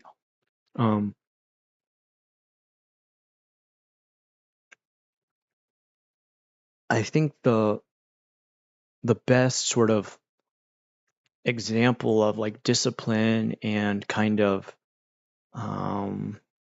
really self-discipline I saw with the Japanese is people who would limit their diet through the day, like limit their food intake, and then express the joy of eating a meal that was like your first meal of the day much later in the day when your hunger had like finally reached like its pinnacle. And that got me kind of into fasting and stuff like that. There's different fasting diets, and sometimes fasting even happens with some of the different Buddhist sects and stuff like that. And when I'm saying sex, I mean SECTS, okay? Um, and sometimes there's even dietary restrictions because some are like full vegan or full vegetarian and stuff like that. So I really respected that aspect of Japanese culture that I saw, that people would discipline themselves, their bodies, their hunger, their temptation, their addictions. There's other parts of Japan though where like, obviously they're failing miserably when it comes to like cigarettes and alcohol. There's obviously like a lot of, nicotine and alcohol addicted Japanese. So they're not like perfect by any means. I'm not trying to herald them as such, but they really do have a lot of discipline when it comes to how you enjoy food. A lot of the times, people always complain that's like it doesn't taste like anything. Japanese food is so like no taste, no like. It's not true. It's the fact that okay, number one, in general, Asians have more taste buds than I think the average like Caucasian and stuff like that. There's like they have thicker skin. Even the inside of their mouth has like thicker skin, and there's something about like their taste buds. It's not more taste buds. It's like they're more sensitive or something like that. Like they can taste it at a fuller level. So what they've gotten used to like as for us, that is like I can't taste it as much. They can taste it way stronger. But also, if you do go through the ritual of having your meal be limited to one or just two times a day or whatever, food tastes exquisite when you are starving. Like the things that you might not eat, the healthy things that you're kind of like, oh, I hate salads. There's no taste in it. Don't eat anything for a day and then tell me how much you hate a salad when you eat it with just like a little bit of dressing at night, maybe some like, chicken mixed in there with it. Like, I mean, it tastes like a gourmet meal at that point. Like, I think that's one aspect of Japanese culture that really taught me like how to enjoy things in a very healthy way. Um, and not just that, but in a way that benefits you and like your discipline in life and stuff like that. That's the only reason I'm able to do stuff like this today, where I like, limit my calories and everything like that. All right, non-winner, looking forward to you to come back, dude. On rest of the, I am a pickle addict. You know why? You know why I'm a pickle addict? Number one, they're delicious. They're one of the most delicious foods on earth. That's not an opinion; it's a fact. Look it up in the pickle dictionary, the pickle dictionary. Um, Number two, pickles as a replacement for um, any kind of like super salty, indulgent sort of snack type food is a great replacement because the calories are so insanely low. If every night you're craving like a bag of chips to eat because you want that salty goodness and stuff like that, think about replacing it with pickles if you enjoy pickles. Um, you will lose like a ton of weight. Like, you know, there's other stuff too. People talk about. They're like, oh, you should replace it with nuts and stuff like that. Nuts are good for you, but they actually have like a lot of oils and calories in them. Replace it with pickles. Okay. If you have a sandwich that you like to eat with like a lot of sodium added onto it and everything like that, pickles is the best sort of like replacement for other condiments and stuff like that you might put on there that have like extra calories. A pickle is sometimes anywhere from like 1 to like 5 calories for like a whole pickle, and you're full. Thank you, Jonah. Sorry I missed so much, man. I crashed out last night and missed a ton of the stream yesterday. Oh, wait, Dylan, well, you just mean like you got tired and fell asleep, right? Recently, I'm hearing younger kids say crash out means to like get angry. But to me and you, for me at least, to crash just means to like suddenly like really fall asleep heavy at the end of the night. So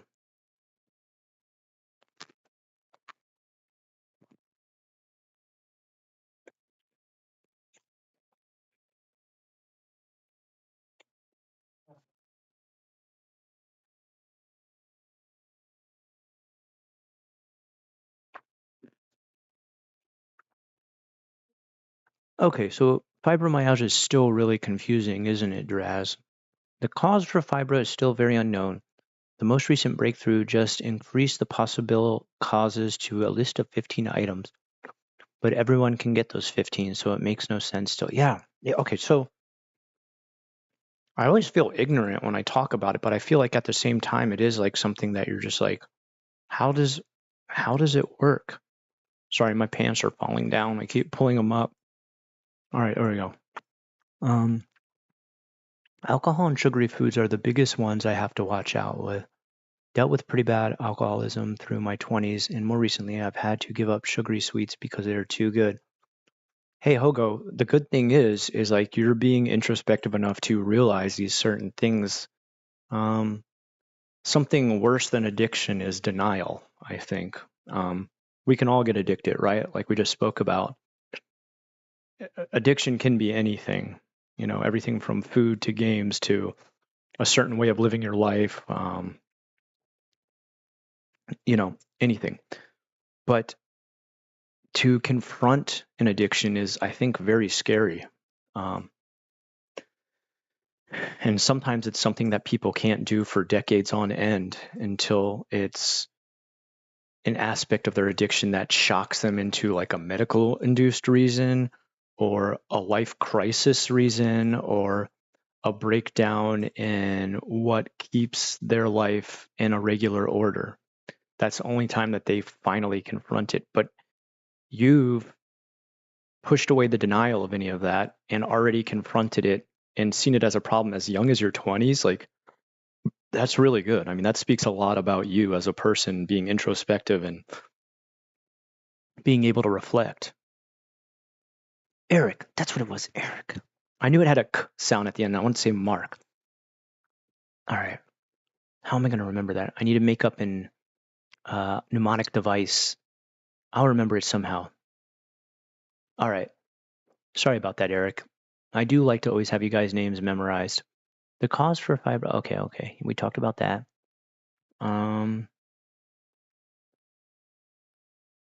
Sorry if you see me going up and down through all these. I love to, really personalize answers and make sure I'm actually following through. Scott, if you're giving away games, I need Silent Hill too. I've gifted people games on. Yeah, I'll tell you what. When it goes on sale, Dylan, I'll look into it. Okay. Make sure you add me. Have you added me on um Steam? Oh my God, I don't know why I couldn't remember that. Why a necromancer? Why not a cheekromancer? Wah wah wah. Yeah, I remember the first time I ever heard that word, I was like so confused. Like as a little kid, probably I read that when I was like 10 or 11 years old when I first started like reading Dragonlance novels. Do you guys remember the old Dragonlance novels? Like Dragons of Spring Dawn, or I can't remember the exact titles. Those were so good. Draz creates, be careful, you'll summon Thrustavia. There's a short horror comics and I'm working on right now, and once that's done, it's full steam on art for Galsha and writing my fan. Ooh, dude, if you're making a horror comic, dude, I can't wait to read it, dude. Okay, Timothy, when you've got that horror thing finished, that horror project, like, okay, hold on. Do you have my direct email, Timothy?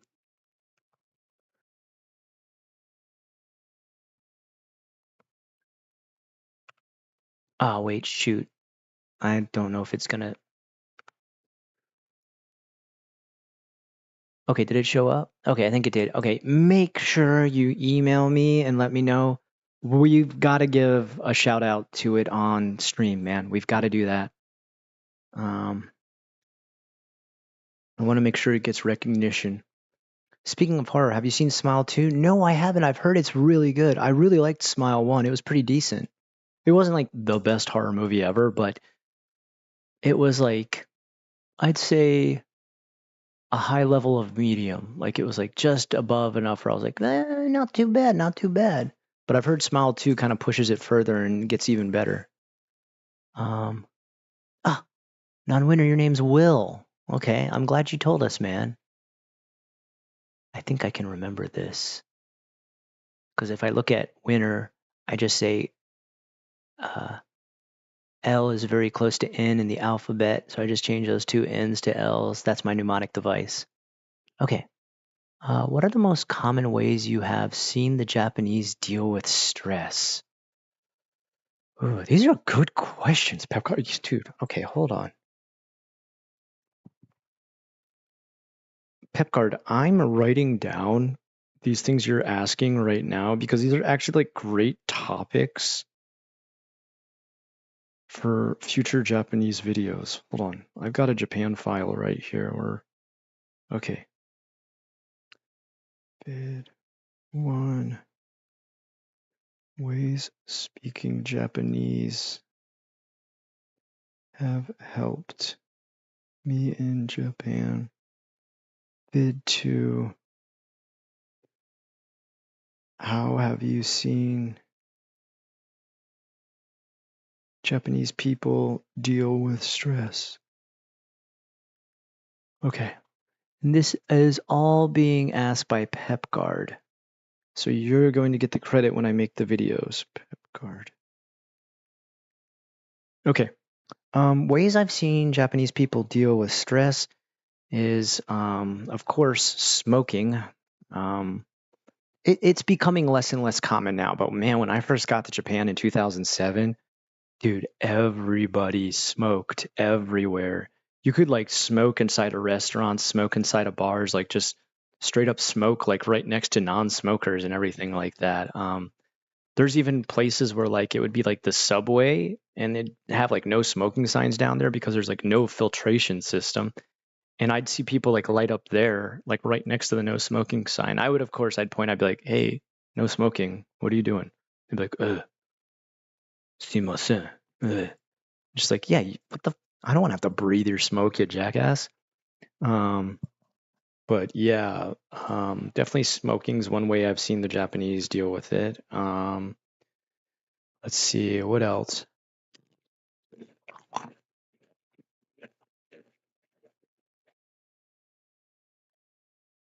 Oh, a more healthy way I've seen Japanese people deal with it is they go to like batting cages.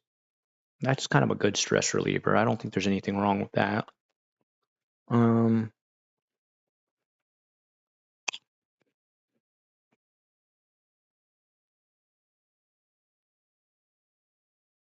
Sadly, I've seen many deal with it by drinking. That's for sure. Um,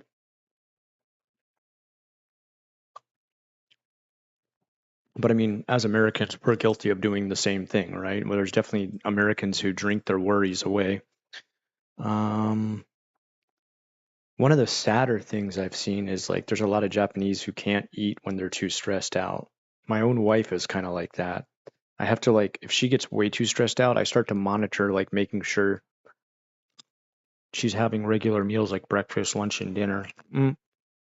Now in her life, um, it's way less stressful because number one, our kids can self-maintain themselves, so she doesn't have the stress of like dropping off and picking up kids. Both of us did that, and that is so super stressful. We've both had to do that job so many times. Getting a bento ready for their school, they don't have to do that anymore. They have school lunches now, but like, back in kindergarten and in preschool, she has to make a bento every day. I, of course, would have made it myself, but an American lunch would be super odd to bring to school in Japan. Like if I made my kid like a peanut butter and jelly sandwich, bag of chips, some celery sticks with peanut butter, and kids would be like, "What the hell is this?" Like that would be um Deco. No, thank you. No. But back when our kids were really young, and also she didn't control her work schedule back then. She worked for like a bigger company that kind of like they worked her way too hard. Like, um, anytime she would talk about quitting because they pretty much like it was pretty much like power harassment with how they treated her, man. They would just put her on insane jobs. Like And one of the people she worked with was just like an idiot. She was a dental hygienist who just like would try to make my wife have more and more and more and more work. Like anytime someone would be like, "Oh, we're having a trouble with a patient over here," she'd be like, "Oh, we can take care of it." And my wife would be like, "Wait, what? I didn't volunteer for this." Like, and she would do that to the point that like my wife was sometimes working as late as 9 o'clock. It was insane. And she'd always have so many job offers because everyone always needs a dentist. And I'd be like, "You need to quit. You need to quit that job. Please quit that job." And it's so funny. Any job I've ever told her you need to quit, when she finally does quit it, she's like, "Oh my God, Scott, you were totally right. Like, why did I keep working for that place?" And I'm like, "I don't know. I don't know why." There's only two times it's ever really happened. One, it was like the company was just like using and abusing her nonstop.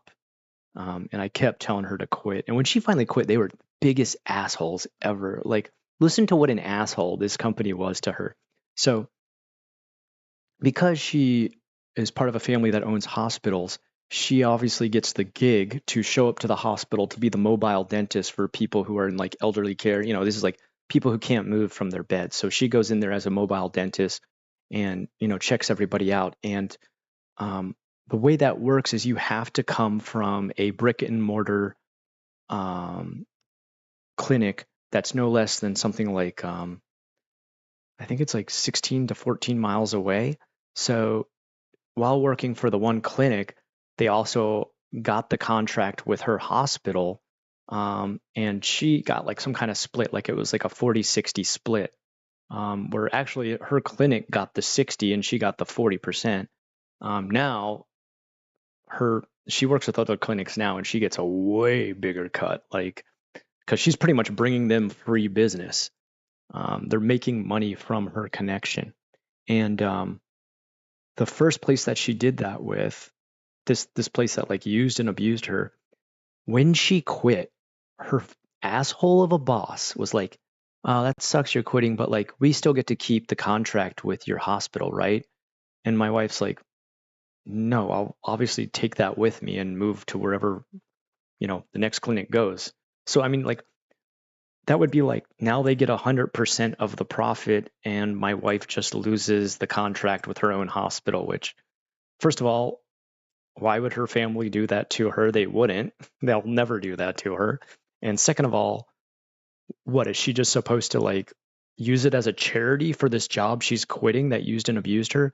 So because she didn't do that, because she was like, no, I'm going to bring the contract with me to my next job, her boss who owned the place was so pissed off, he refused to go to her sayonara party for like when she was leaving. And she worked for them for like 10 years, dude. What a fucking asshole. Can you believe it? What a jack. And not only that, that guy who was the boss, he was also cheating with multiple different dental hygienists on his wife. What a creep. What a total asshole creep. And when she quit that job finally, she was like, "Oh my God, I should have quit so long ago. You were totally right, Scott." And I was like, "Yes, I know. I know I was right." And now her situation's like awesome. Now she only works like 3 days a week or something like that. And she chooses like her own contracts because they're with her own hospital and she gets like a way bigger percentage and everything like that. Like her working situation is really awesome. The other place, man, holy cow, dude. You know what? Hold on. I'm going to write down the story for the other place.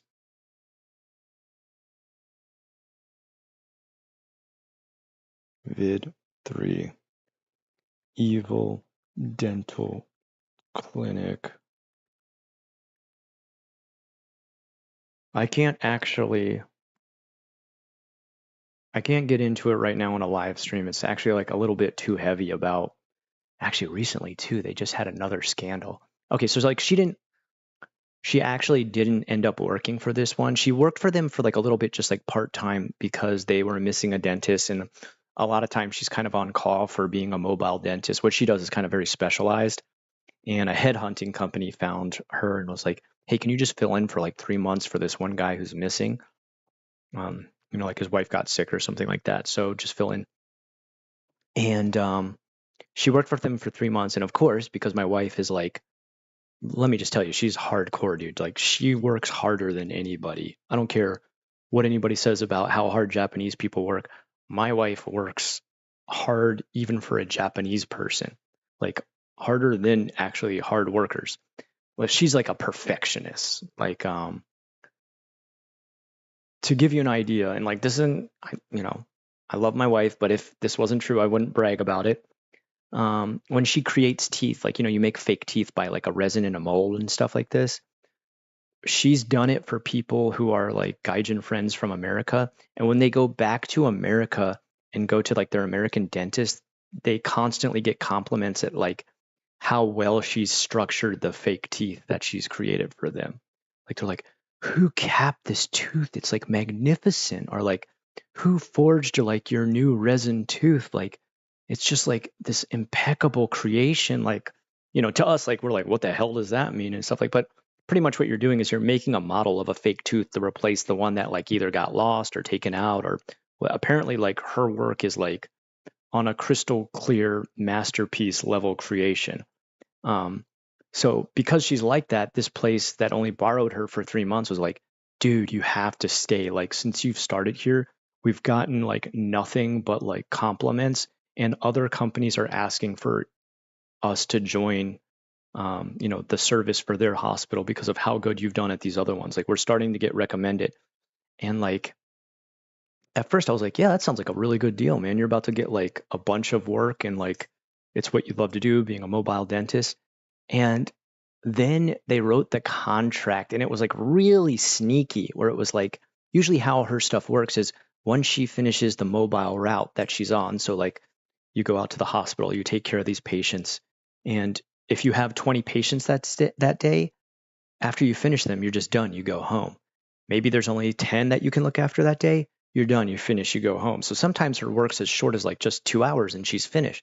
Sometimes it's, a good 8 hours. They've got almost everybody in the hospital to take care of, but it really depends, especially depending on the schedule of the hospital. So like there's certain days, certain people have baths, like a sponge bath, and they can't do the dentist on the same day and stuff like that.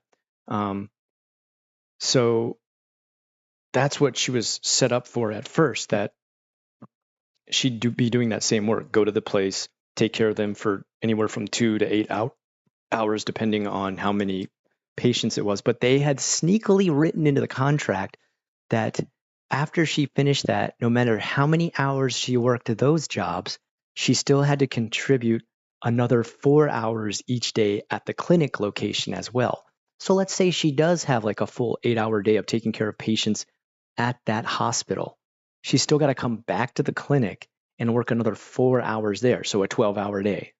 Like, no, you're not taking a dentist of this level quality and doing that to them. That's shit. And the reason they're doing that is because she's on salary. It's not hourly pay. So they're trying to milk that salary for everything they can.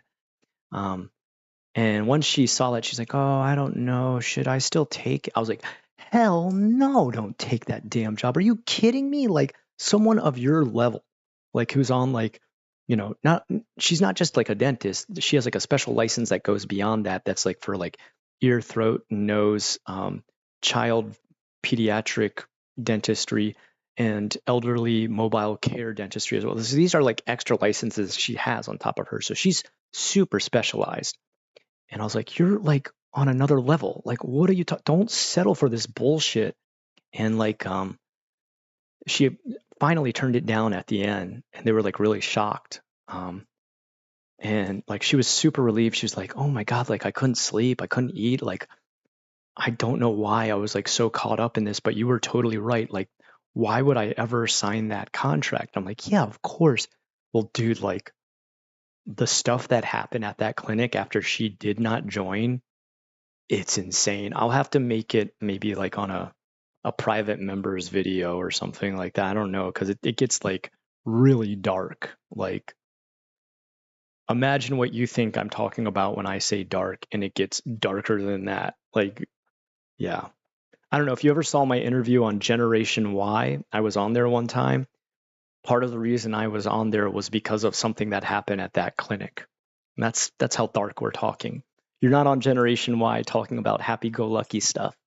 Anyway, sorry. Wow, I really went off on a tangent there. Wow, non-winner finished eating in all that time. Okay, guys, sorry. I hope that was a good story, though. What are the most common way? Okay, that's how people deal with stress. Wow, that all came from that question. Great job, Scott.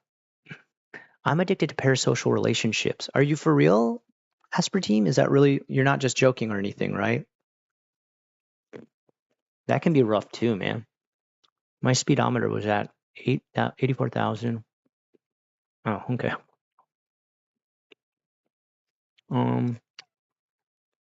Wait, hold on. No, stop. Deco, no, thank you, sir.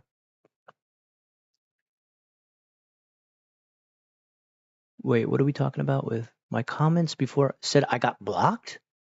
Hold on, let me just check. You shouldn't. Hold on. I want to make sure nothing's being blocked.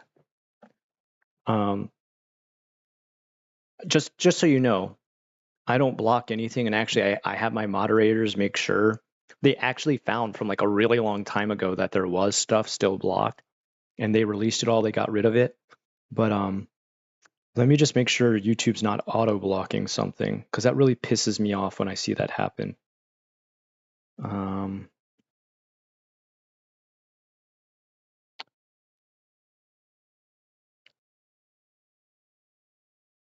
Actually, you know what?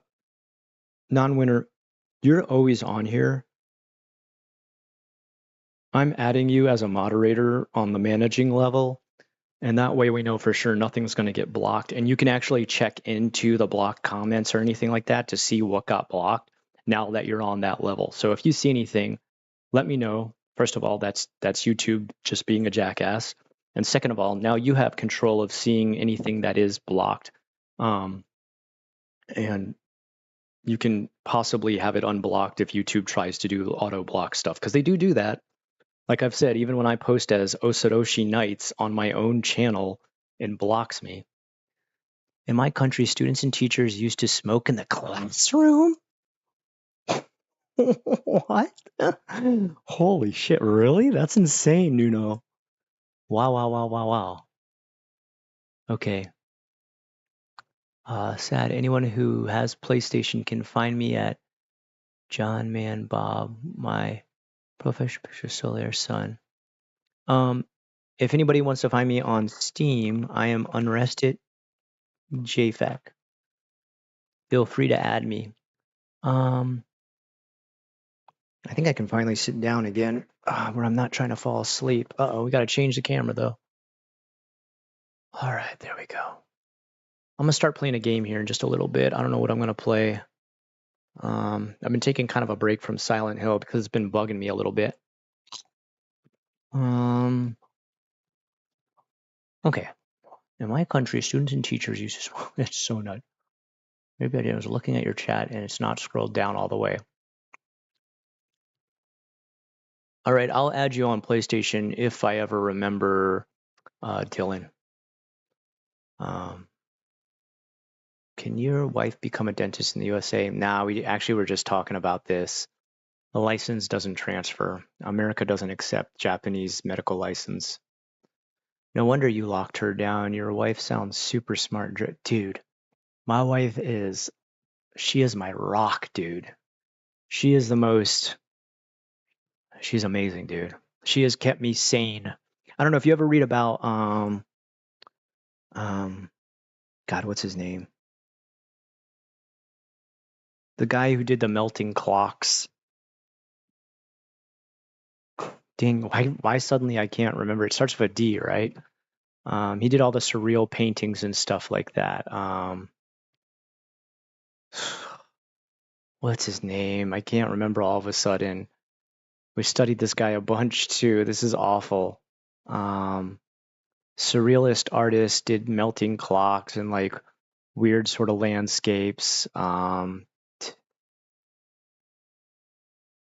I can't remember.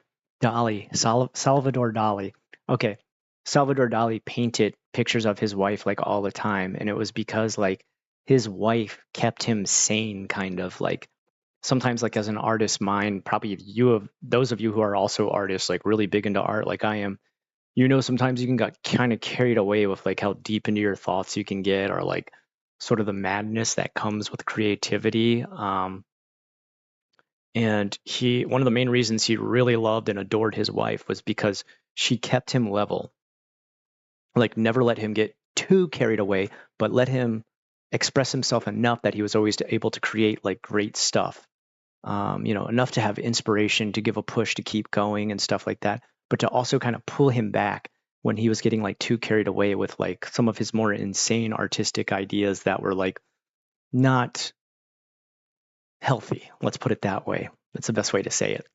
And my wife is like that. She's like Salvador Dali's wife, where she is the balance in my creativity. She's the balance in my, when we're talking about addiction, temptation, anything like that, like moderation, keeping yourself focused on something, keeping your life focused, like staying in, a set of your own rules that allow you to still express yourself, be your best creator, be the best person that you can be, but also have balance where you don't get carried away with any one of those pursuits. My wife is that. That's what she does for me, man. And like, yeah, that's a keeper. If you find someone like that, keep.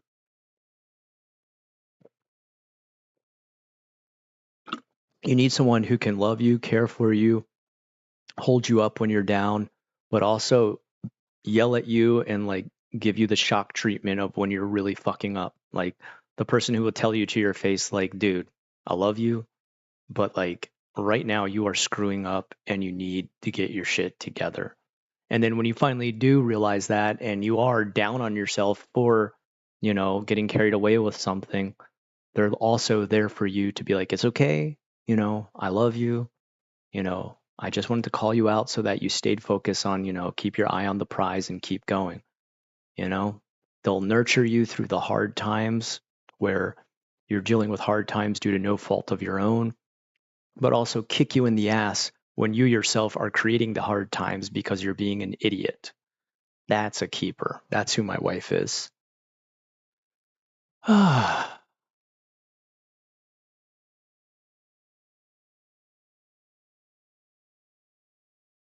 Yeah. Uh, Eric, yeah, I know exactly what you mean. Um, my wife is like a massive supporter of my art. Like her favorite things are like when I create a piece that's like super gigantic and like tons and tons and tons and tons of detail.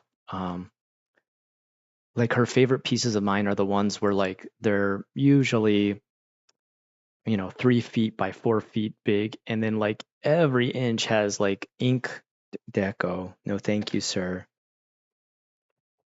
Um, it has like some kind of ink drawing in it with like a ton of detail. So she's like super supportive of that. She's gone out and bought me tons of art tools, bought me the paper, you know, been okay with the fact that like I would come home at night and then spend hours after work working on a single piece. Like she is behind me 100% on that.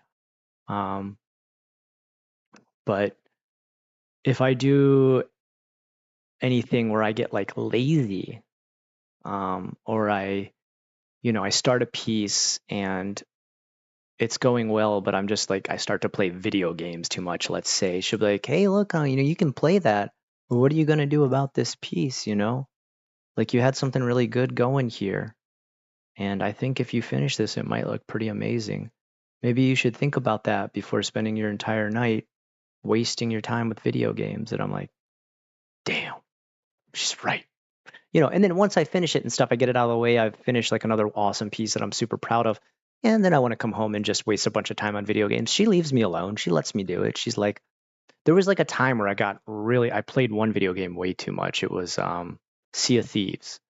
And she knew I was also like kind of going through a rough time, like a rough patch in my head just mentally.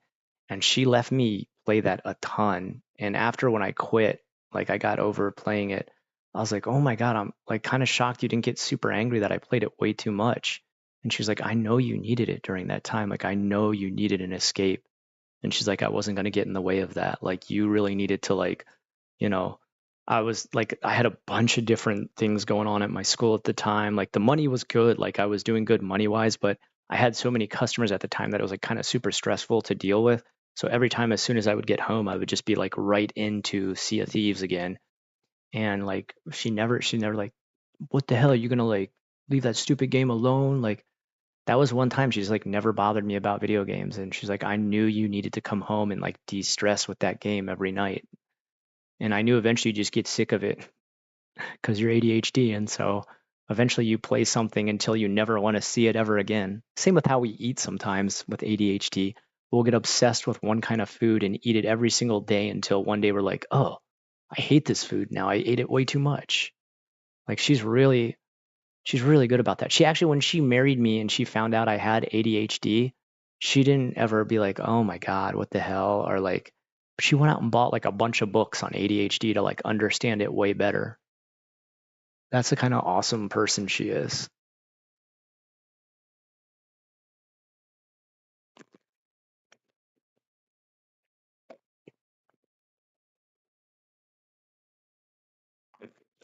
Okay, it's not showing anything removed or anything. Yeah. So there's a couple of things that happen. Sometimes because it depends on like what the bit rate is on my stream, you can lose comments on that. Like they just don't go through. But the other thing that does happen sometimes is, and look, I don't fully understand it. Like I understand some aspects where like if you try to type a email address or a YouTube channel or a URL, oftentimes YouTube chat will delete it. Like it won't even let it go through because it thinks you're trying to spam or promote something on somebody else's live stream, unless you're a moderator. But then there's some times where it just decides something is like insulting or offensive or, hey, Deco, please, no, don't. Don't mess with cords back there. I don't want to see you get electrocuted, bud. Um, there's other times where I think it just like doesn't understand what you're trying to say and like takes it as offensive instead. And like that's so stupid. It's so dumb. You can find someone like that, Alejandra. You can. Um, my advice is if you are like an artist type person, like this isn't always going to be 100% true, but one thing I have said to other artists who are kind of like looking for love and stuff like that, are looking for like a forever partner, especially if you're kind of like me, where like you can be kind of, carried away with your art or get like lost in your art. Like Eric said too, where he said like sometimes he'd indulge in a piece for so long he wouldn't know where the time went. Like, dude, I totally feel that. The type of person that is a good balance for you, that can be like your rock, your person who helps you like survive and stuff like that, is often a person in a field that you yourself would have no interest in. Um, Science based, math based, this often creates a really good balance. Um, because while you're constantly analyzing, viewing, and observing your life go by in the terms of an art based mind, a creative based mind, a literary based, artistic endeavor based mind, there's nothing wrong with viewing the world that way. But to kind of catch yourself when that viewpoint doesn't always see all the faults of, where the future may lie or like the path you're going down, you need another person in your life who's seeing it from the logistical, mathematical, auditing type aspect of life. Um, the science based, physical based, psychiatric based way of looking at it. And that's what someone on the other side of the career paths can do for you. Um, the most chaotic, the most insane, or like almost anarchistic part of my life has always been when I was dating someone who was also as deep into art as me. We were a match made in chaos. Like we couldn't control our finances. We couldn't understand our bills. We were behind on payments on stuff. Our credit was shit. Like, we would buy every last thing we wanted to buy. We'd indulge in doing art for so long that like we'd ignore our jobs and stuff like that. It was ridiculous. So earlier in life, like when I was in my early 20s and stuff like that, I noticed that right away where I was just like, oh man, me dating hardcore art girls, bad idea. Or a match made in hell.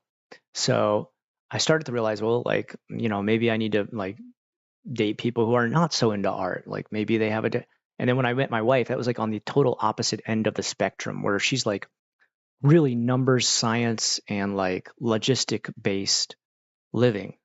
Like she really, really analyzes minute microcosms of every detail that I never see myself. Like she's already seen a couple steps ahead of things where I'm just like, this is the big picture now. I only see big picture now. Nothing more than big picture. Nothing beyond it, nothing behind it, just now picture. And like that's I've found really balanced my life out is getting her POV and seeing things in a light that I myself often cannot comprehend. And then I've also helped her in the opposite ways before too. Like um, sometimes when she wants to decorate something, when she wants to match clothing and stuff like that, when she wants to try a new style.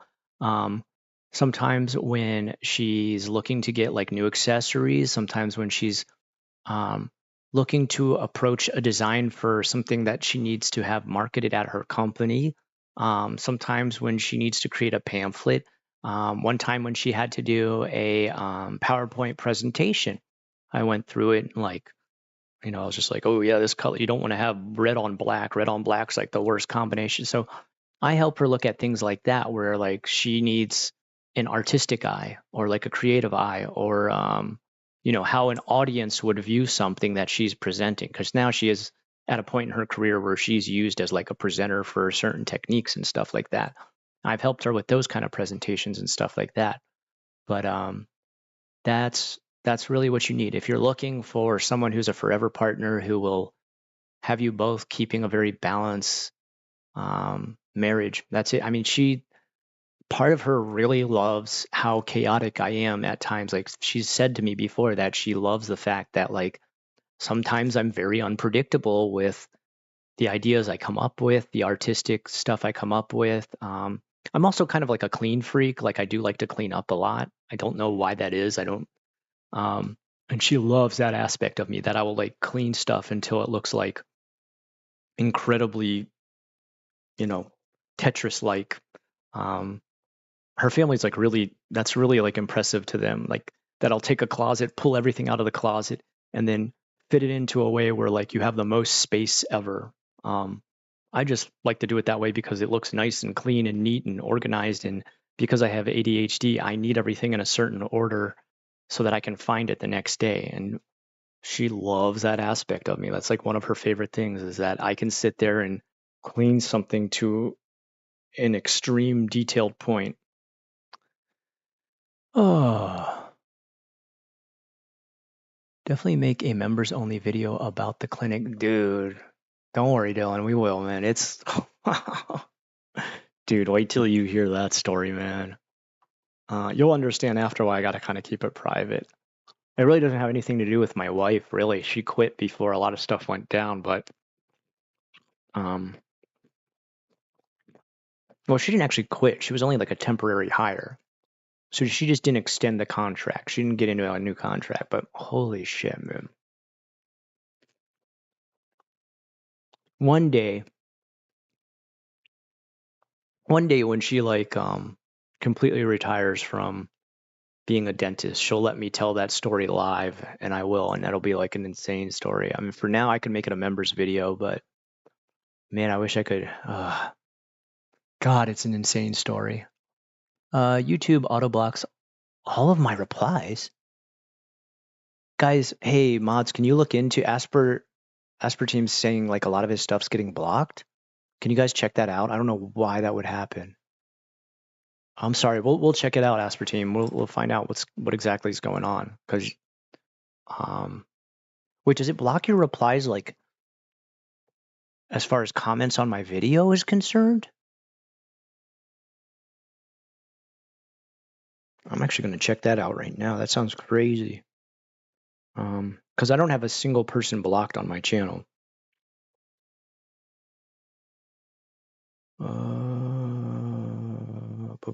Settings. I don't even know where to go in for blocked because I've never add or change permissions.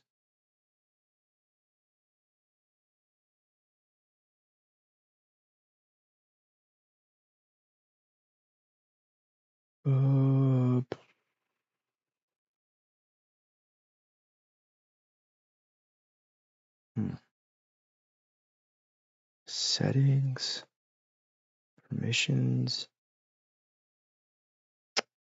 Dang, dude, I'll have to check that out, man. I'm sorry, man. We'll look into that. I'll have my team look into it. I've never been a moderator before. I'm honored, but are you sure I'm a good pick? Anyway, it was just a joke about remembering my name. Will, I still remember it. I think, I mean, I don't know about you, but I think you come to the conversation, you come to the dialogues that we have on stream and stuff, Non-Winner, and you always have something good to add. I find people who do that like often make good moderators too. I think you have a discerning eye. You'll be able to figure it out. Eric, yeah, and an ex-tattoo artist trying to get back into it. My mind was always miles deep when I was thinking and creating for hours. Yeah, I know that feeling. I'll look into it. Okay, good. Thank you guys. Damn, I hope I find someone like that one day. Yeah, okay. Whoa, I just went down a bunch. Right before I lost my job, I bought some Spawn Gunslinger comics. Now that I have a new job, I'm going, hey, Dylan, you got a job, dude? I don't know if you told us that before. I knew you were like looking and searching and stuff. Dude, congratulations, man. I'm really happy to hear that. I knew that was like kind of like a rough spot for you where you were like getting kind of worried. So, dude, I'm super happy to hear that. I always want to celebrate my friends' successes along with them. Jester Man.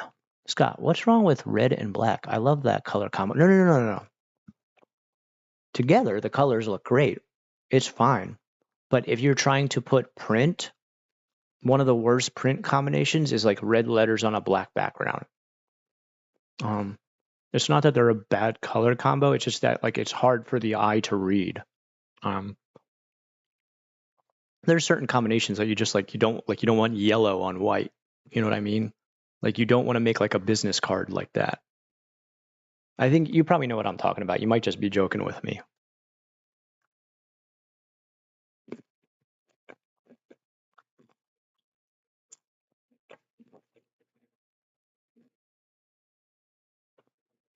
Once I get caught up on bills, I'm going to blow a bunch of cash on comics and manga. Yeah, dude. Dylan, in the meantime, hold on. I want you to check out, and I guess anybody can who's watching right now, Manga Dex. While you're waiting for that to come in, maybe consider just checking out Manga Dex right now. You know, always, of course, I encourage people to enthusiastically purchase the things that they absolutely love. Like I buy almost all of Junji Ito's stuff, Kazuo Meizu, Ochizuka Nori, and stuff like that, because their stuff is like classics that I want to like, you know, harbor and have in my collection for a long time. I want to support the artist. Hey, Chiptooth, welcome, dude. But to try and purchase every single series ever that you want to read, I don't know about that. So check out Manga Dex, and Manga Dex can let you read what you want without having to purchase like a ton of stuff.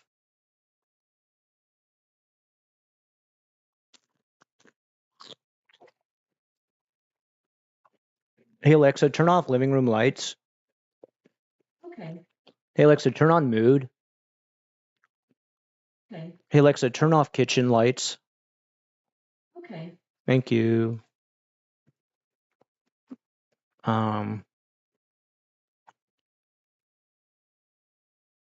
Red letters on black background makes way more sense.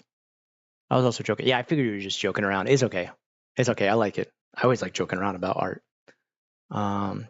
Dude, Chiptooth, I hope your morning's going well, bud. Always happy to see you on stream, bud.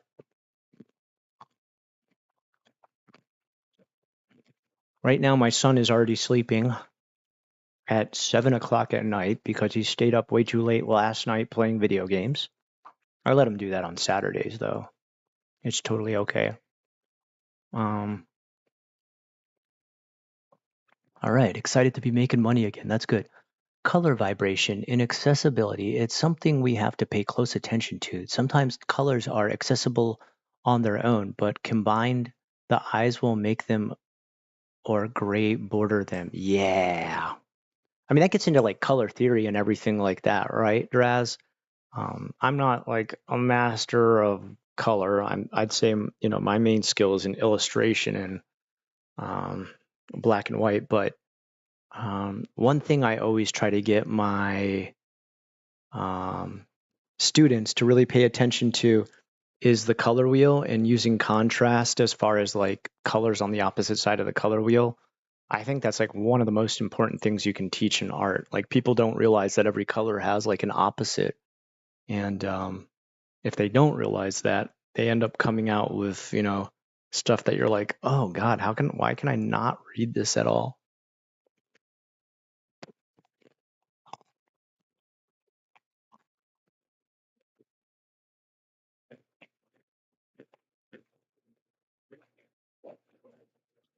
Charles Burns. No, I don't think I have. Let me check. Wait, what?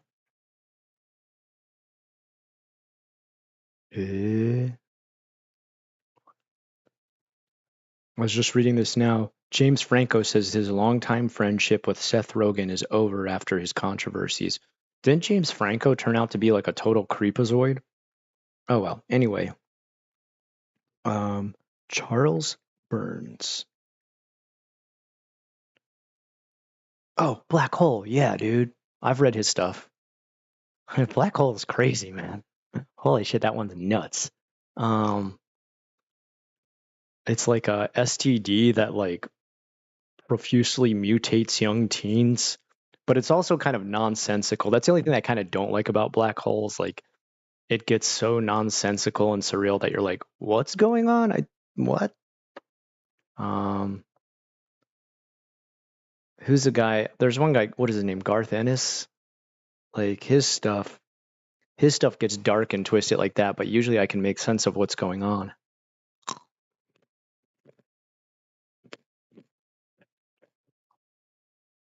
Oh, Wiener Willie. Okay. I like it. Don't call you Willie. Okay. We won't say Willie. Toe Booth Willie. Oh, man. That's a callback. That's a deep cut.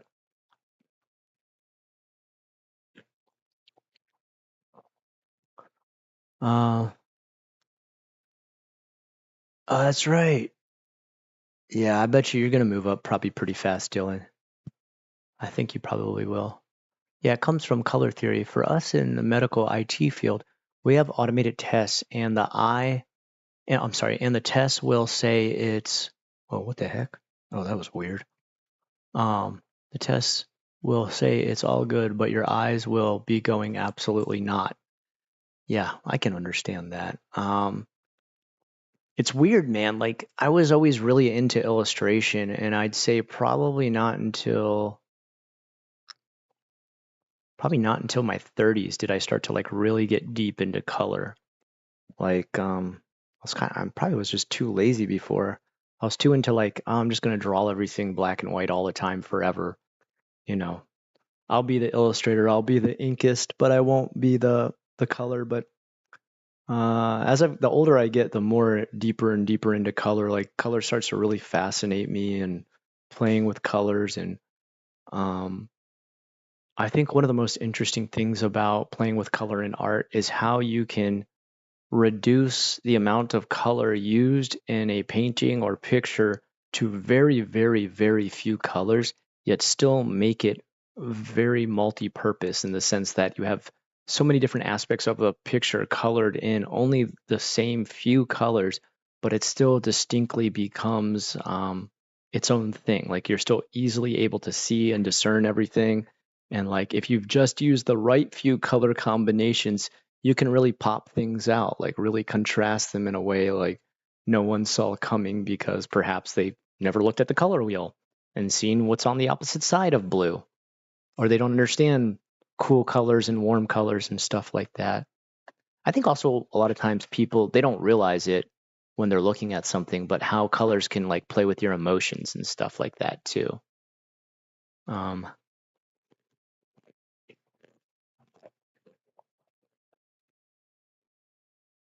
like my most recent painting with the dragon typhoon, the dragon hurricane Milton. I really, really wanted to stick to like these ultra cool cold colors because the hurricane itself was like an incredibly cold-hearted, destructive force. But because it was like, twisting and ripping things apart so quickly, I wanted to give like the inner belly of the dragon that like fire type color. I also gave all the houses and stuff, if you look at it, they're using like all very warm reds and like Hearthstone colored browns and earthy colors that instigate the feelings of like being around a fire or being together with family and stuff like that. Like I put all those in there because I wanted those buildings that were being torn apart to be like, this is where like your heart is. This is where your family is. This is where your, strength and togetherness and community is. And the hurricane is really what is the coldest thing in this environment, the most mindless, destructive force. So I don't know if people feel that, but like that was the feeling I was going for with color schemes and stuff in that art. I think probably, yeah, like a lot of people don't know like those kind of thoughts go into creating your art and stuff like that. But even though people don't know that, they can feel that just by looking at the art.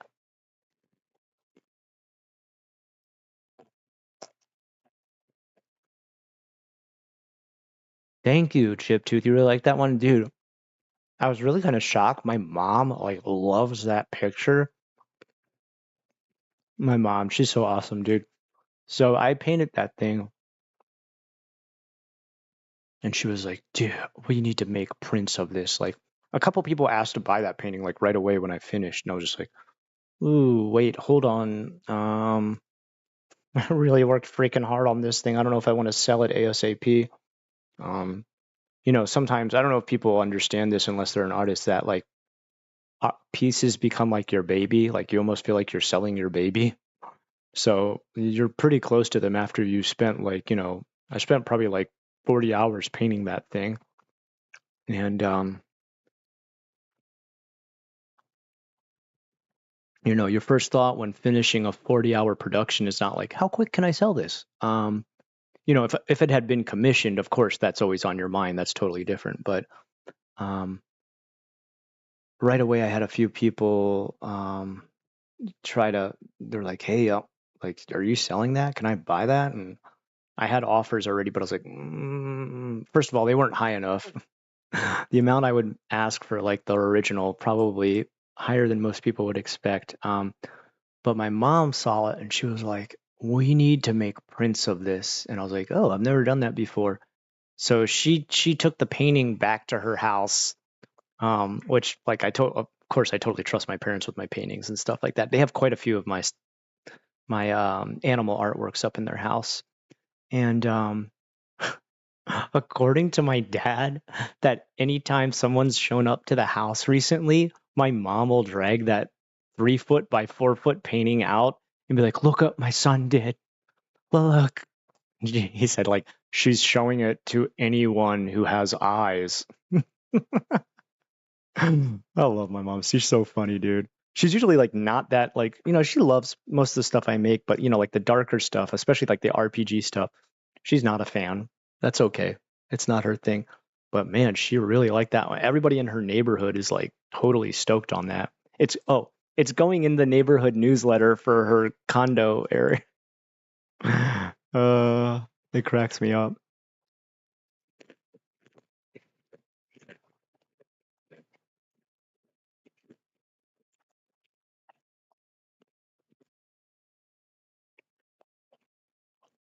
You haven't seen? Oh, Jonah, go into community posts. If you look at the channel's community posts, I think it's 3 or 4 posts back. You'll see it on there.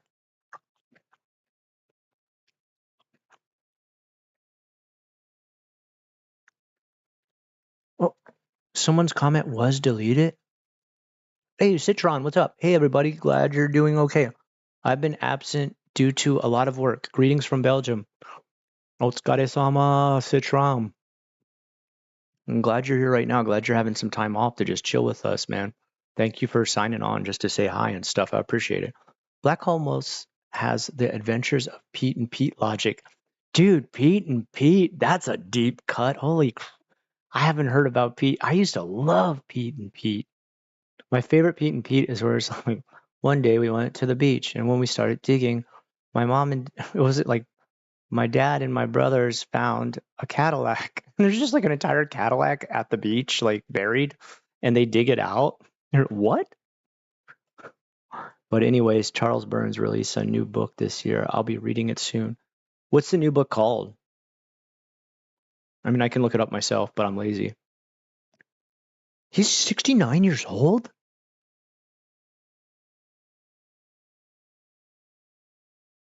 I didn't know he was that old. I'm kind of shocked. New book. Final Cut? Is that the one? Oh my God. Speaking of cut, this just reminded me of a game I'd played. Probably none of you have played this game. It's not really a game. It's kind of like an interactive novel, kind of like almost like a VN. Now, I want you to only consider this if you're okay with like splatterpunk level horror, okay? Like you're okay with really, really dark themes in your horror, okay? But if you have a stomach for some of the darkest horror out there, as far as like gore is concerned, check out the Steam game called Cut to the Core.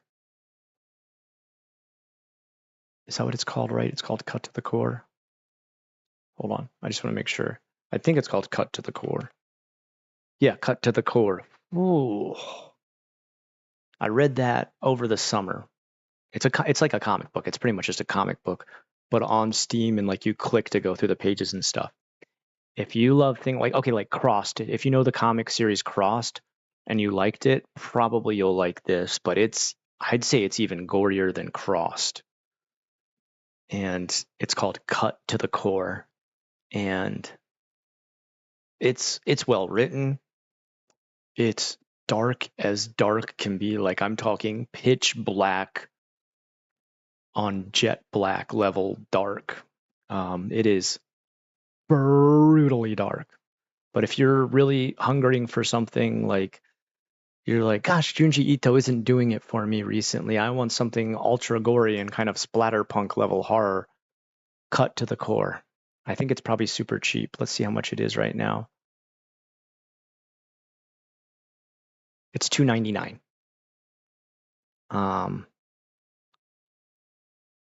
Jesus Christ, there's very few things I've ever read that like so see, here's my comment on it, okay?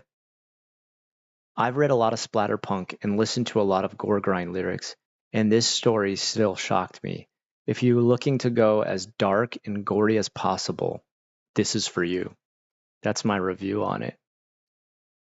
It was good. I gave it a thumbs up. It's really good, but it is profusely dark. It's about an artist too, so it's like those of you who are into art and everything like that, you'll like it.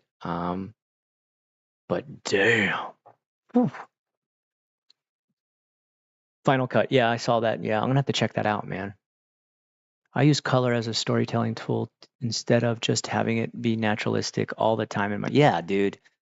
That means you're probably like way more advanced than me when it comes to like being able to use color and use it as a storytelling device. I feel like I really didn't mature with my use of color until I got into like my 30s.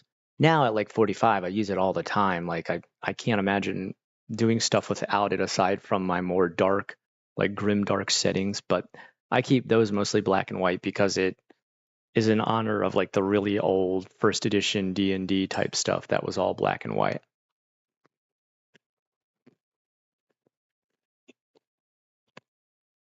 Oh, you saw it, Will? Yeah, I'm pretty happy with how that one came out. That beast is 3 feet by 4 feet, man. It's massive. A big painting. I have another canvas right now too. See, that one you're looking at, the dragon I painted, it was like this really shitty picture of like boats in the ocean. Like, I mean, the really bad looking picture. My house came with it. It was like hanging on the wall behind me.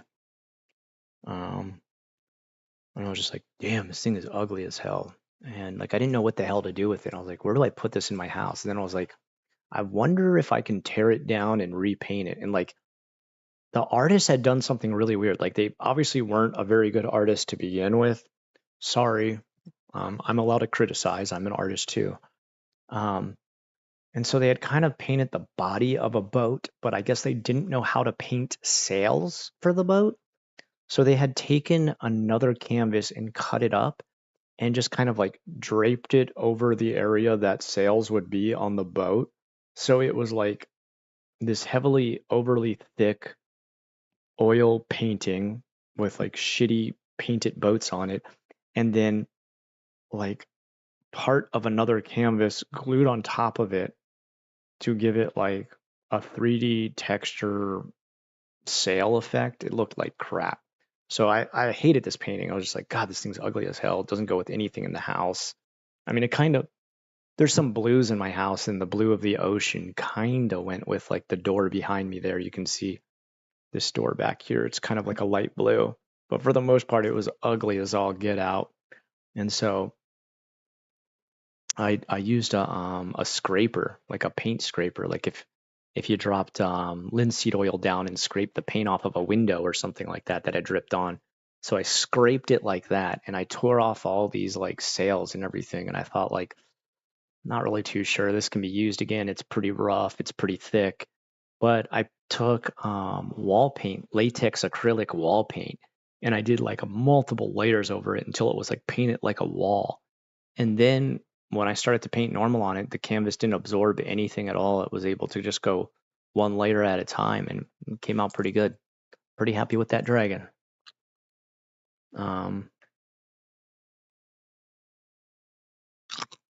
Let me recommend that to anybody. If you're going to start painting, especially on canvas, and if you're going to go with anything thicker than watercolor, make sure you cover your canvas in like some other kind of paint first. Some people spray it with a primer. I don't really like to do that because I feel like that's too unwieldy. You can't really see like where you're spraying. Use like a wall paint, paint down your canvas, and consider what overall like a mood you're going for with that painting before you paint it with that wall paint. Like I was thinking kind of dreary. It's a storm. So I took like a sort of light grayish color and painted it down. And then it was really easy to layer over top of that. Your canvas doesn't absorb all your paint as you're trying to paint. That's one big mistake I see newer painters get into, is like they don't realize the fact that even paper can do this, but just like the absorption, like how much things can absorb what you're painting. And so you feel like you have to go over it again and again and again and again. And then you get like this nasty thickness to the line that you're like, damn, I was going for fine detail. Why does it look like a big old spongy mess?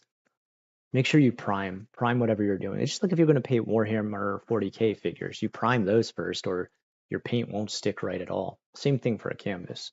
Prime it up first with like an overall mood and color scheme that you feel best represents the mood you're going for in that painting.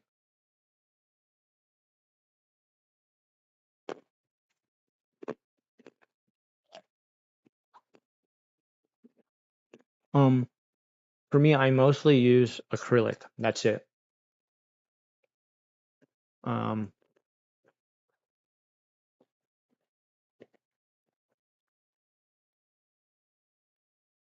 I do a lot of watercoloring too. I'd say definitely like if you're gonna get into painting, like if you should start with watercolor first because watercolor can let you make like a lot of mistakes and like you can fix it pretty easy with watercolor. Acrylic gets harder, especially if you make a mistake from dark to light. It's really hard to make a correction on that. But then the weird thing is, then you go to oil, and oil is like super easy to fix mistakes. Like you can just paint any color over any other color. But what a lot of people don't understand with oil, like what really kind of tricks a lot of people, is painting with acrylic is like you're painting with pretty much plastic layers. You know, you put one plastic layer over another and you mostly can't see through it. With oil, it's like you're painting with sheets of colored glass. And so like your layering is actually changing colors and the overall like texture of the board, the texture of whatever your painting is, like the level of richness in your color and stuff like that. Like if you want something to be black, you're gonna have to go over it in black like a couple of times.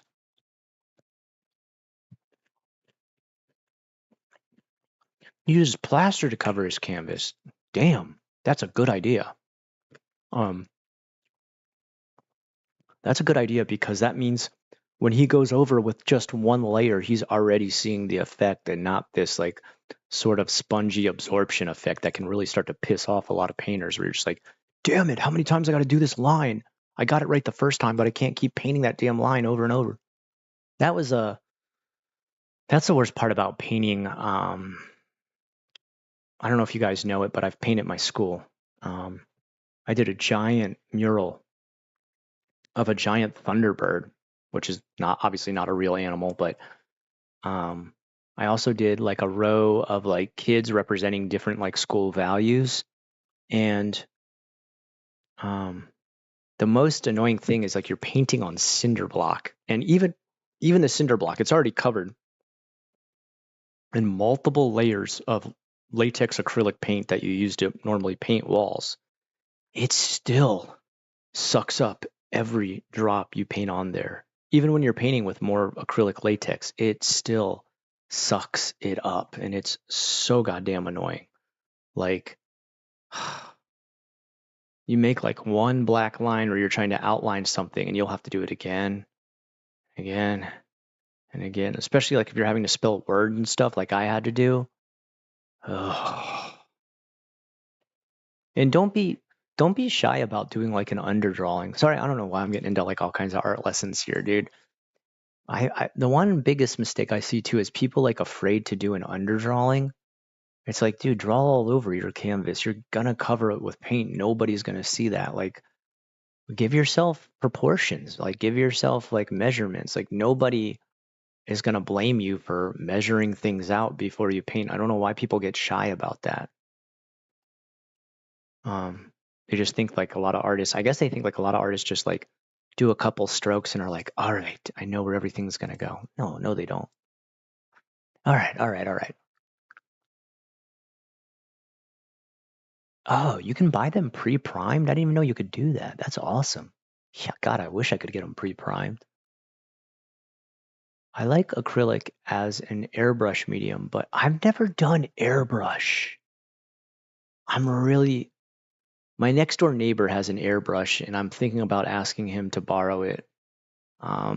He uses it for his Gundam, but I'm really interested in thinking about getting to try it. It's like one of those little pen ones where you've got like the little thing on the bottom. It's Cason paint. That is my go-to opaque waterproof medium. Okay, Cason's pretty decent stuff. One thing I will say to you, any of you out there who are like miniature painters and stuff like that, don't waste your money on Citadel paints. In general, the quality is pretty shit. You could literally go to Walmart and buy, I forget what the brand is, but it's got like an apple on there. They're just as good as, if not better, than a lot of the Citadel paints. Citadel paints are a total ripoff. Don't waste your money with Games Workshops with their stupid, shitty Citadel paints and little packages that don't close up right and dry your shit out. Their washes are pretty crap, and some of their mixes of primers are pretty crap. Like they don't have them mixed right yet. They still sell them. I'm thoroughly unimpressed. Or buy Army Miniatures paint. That's another brand that competes with Citadel paints. They're far better, far, far better. Always a consistent run in every single case you buy. And like their washes are actually washes and their primers are actually like thick primers. What do you recommend besides paper for water? Oh, I mean, what kind of paper are we talking? Like, I mean, really, if you are gonna do paper, um, you better choose some like really high quality paper for watercolor. Otherwise, you're gonna get like wrinkles and like roll ups and stuff like that. It's gonna be pretty annoying. Hold on, guys. I gotta grab I'm gonna grab some protein.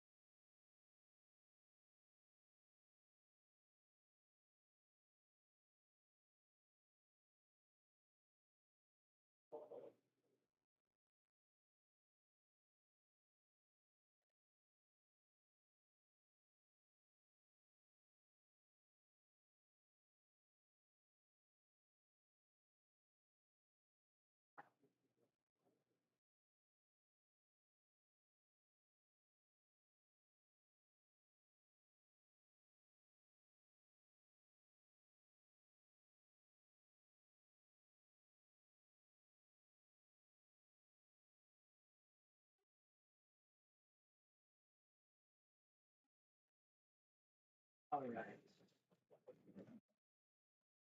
Oh, my favorite part of the day, eating my protein bars. This is the one time I get to eat something super sweet. All right. All right, let's see. What do we got? If you paint miniatures, I recommend Formula P3 Mini Paint. Ooh, I've never tried it. I'll have to try that out.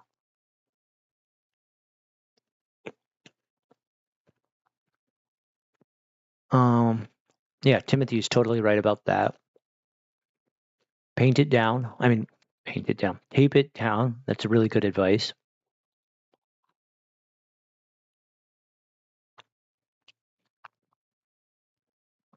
Interesting. So you'd really recommend airbrush. I gotta try them. There's like the one medium I've never used before is airbrush. I've even done tattooing before. I tattooed both my legs, but I've never ever done airbrush.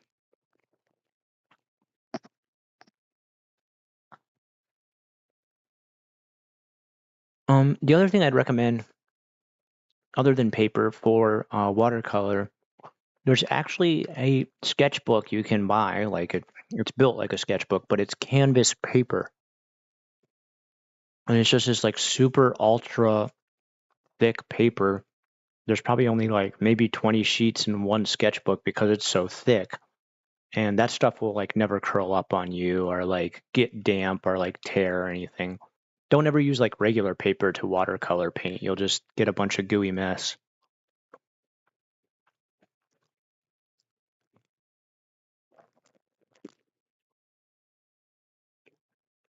I haven't done much painting, but I thought canvas would soak it up.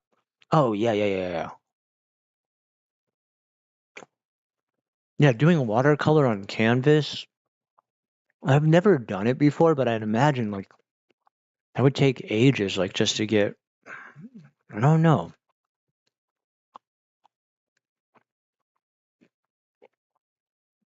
I imagine that would be frustrating. I can't imagine like not only that, like Canvas also doesn't let you get like thorough straight lines when it comes to a lighter paint like watercolor. So it seems like it would be very futile to attempt to get like highly detailed paintings in watercolor on canvas. But I could be wrong.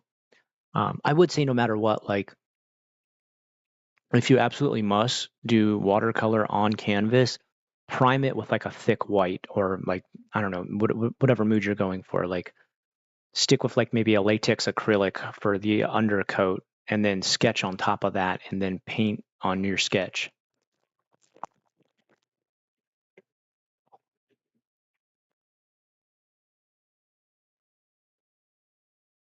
Dr. Omni's right. That's okay, but I would suggest sticking with acrylic on cardboard. I think watercolor on cardboard would be a frustrating experience. I don't know. Okuni, welcome. Okuni, I hope you're doing good, okay? And also, Dr. Omni, welcome to the stream. Just saw you guys just sign on here. Okuni, have you ever been on before?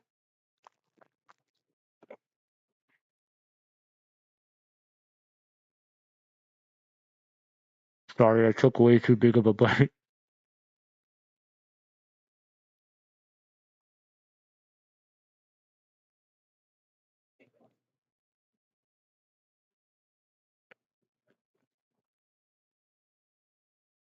Non-winner. I mean, Will. I mean, I'm gonna be honest with you. We all suck at paint at the beginning. Like, I can't tell you how many failures I had with paint before I finally started to like have it cooperate with me. Um, Honestly, the way you get good with paint is by what I call happy mistakes. Sometimes when you're screwing up the most is when you start to realize like, oh wait, this would be really good if I did that with this part of the painting. And you start to realize techniques just from screwing up of like how wet or how dry your brush is. Like I can't imagine how many people have learned about dry brushing just from simply running out of paint in the middle of like adding shadow or something. And they're like, oh my God, dry brushing makes it so much easier to add like light or shadow. I imagine that probably happens a lot in the middle of like someone learning how to paint.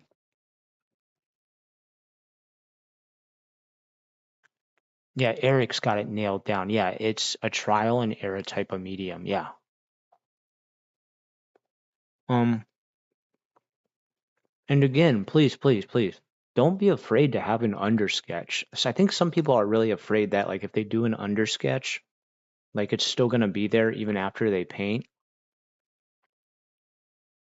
There might be some lines left over or like a little bit of like background lines, but for the most part, you're gonna find with watercolor and with acrylic, if you've thoroughly covered the canvas, almost all your undersketch will disappear within the paint.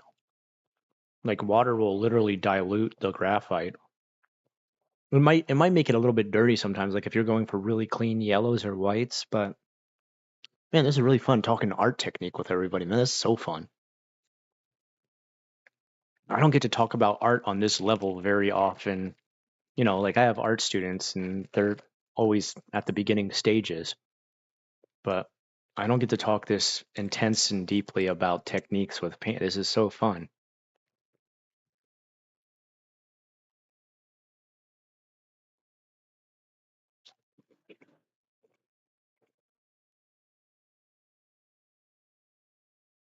Paper always warped. Yeah, don't worry, that's everybody.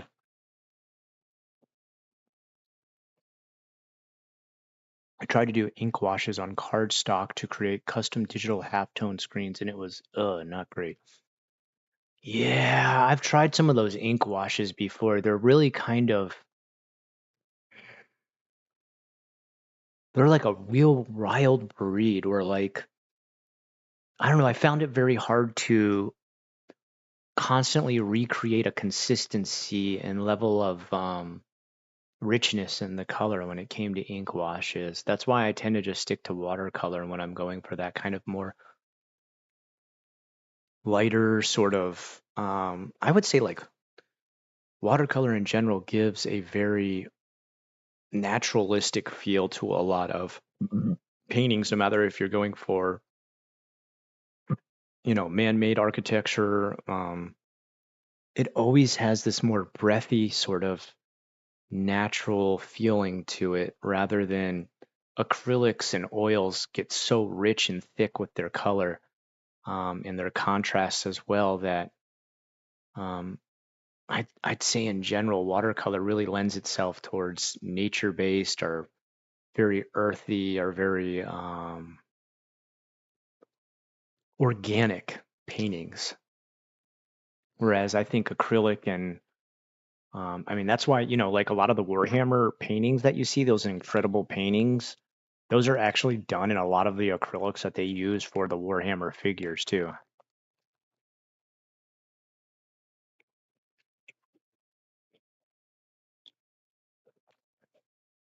Oh, that was close. I almost spilled a big thing of milk. Holy shit. That scared me.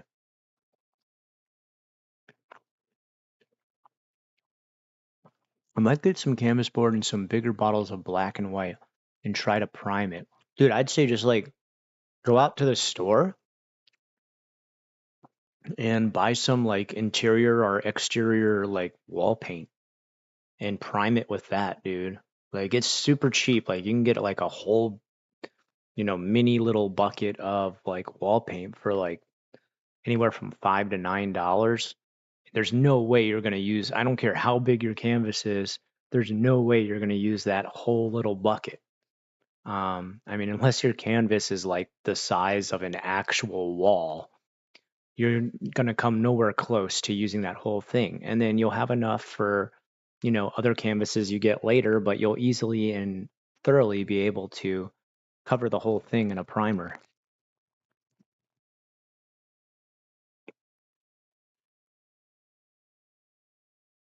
Jonah with the Discord upkeep. Thank you, Jonah. You rock. Krieghant for airbrushing, good and bad. Check out Zvi Wheeler. Amazing artist and talks about what is hard. Okay, interesting. Thank you, Kriegard.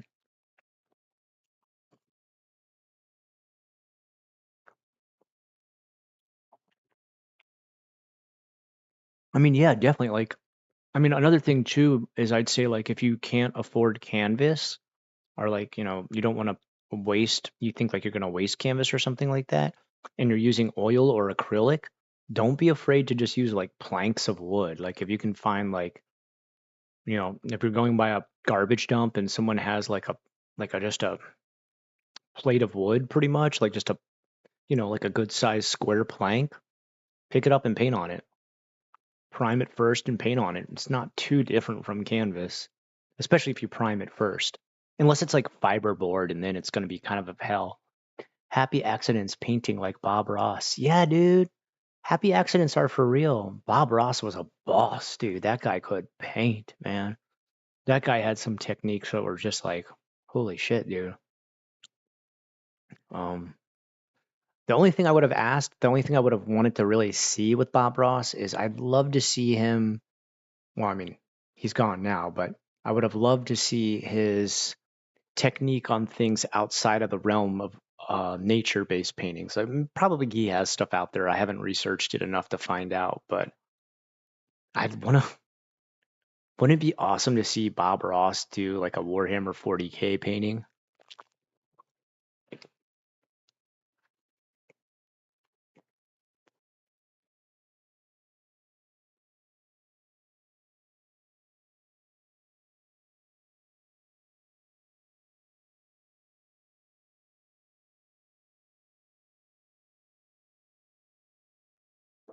It's the best painting you've ever done? Zhang Gualo. I'm probably saying that totally wrong. Yeah, it's weird. Like, I've done copies of Masterworks too, and those are actually some of my best paintings ever. Um,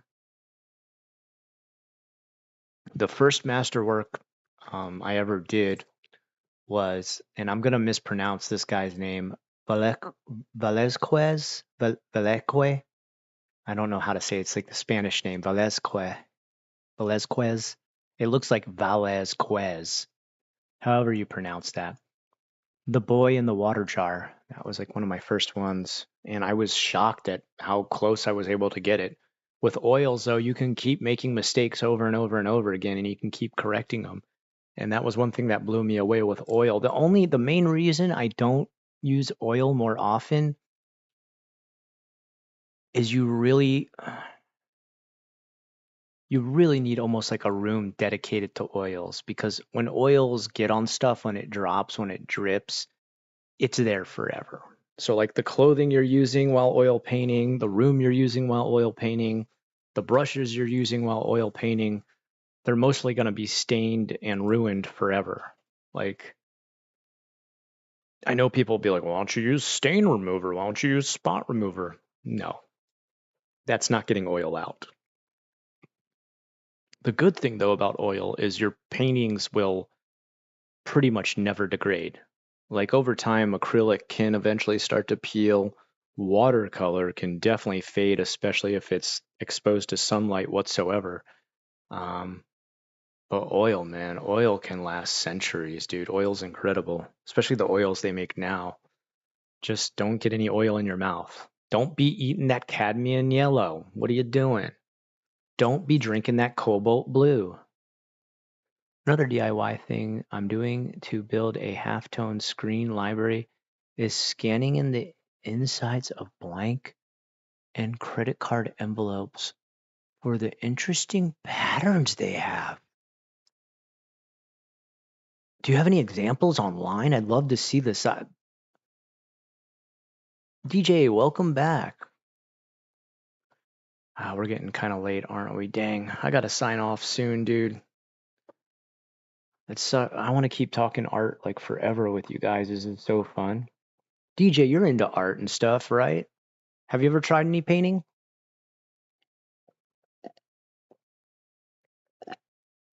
Okay, DJ, actually, after I finish tonight's stream, I'm going to go on there and check it out. I'm really interested to see what you got for me, man. You always got the best stuff, dude.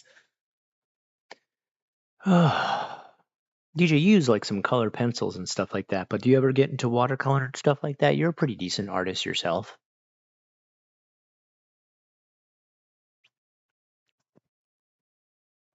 I can send them to your Twitter DMs. Yeah, please, please, please send them, dude. I'm trying to imagine this, and I'm getting this sort of like I forget the name of the artist, but he pretty much would scrapbook, and he'd use scrapbook and like make an entire page covered in like scrapbook stuff and then paint over it, and it gave it this kind of really rebellious sort of gutter punk anarchy paintings that were like incredible. And I'm wondering if it has any kind of style like that. Like, I've always wanted to emulate that style, that sort of like really kind of like found object, gutter punk, grimy, gritty, dark, sort of almost like, an enormous amount of labels kind of like laid out to cover a page, and then painting over top of that to give it this very urbanistic, like urban noir sort of feel. I tried using paints and watercolor before art classes, but it didn't look good. That's okay, DJ. We were just talking about we were just saying how like when you start with especially watercolor, man, like when you start with paints, nobody is good. You should keep going with it, DJ. You got talent, dude. Keep going with it. Keep trying to use it, man. We're all talking about that right now, how like we need to step up our game and keep pushing with paints and stuff like that. um Watercolor, I feel like I've got pretty well mastered. I mean, like, I'm not incredible. um Honestly, like ink and pencil will always be my favorite medium to ever use, but at some point I need to push myself back into using oils again, because oils give you so much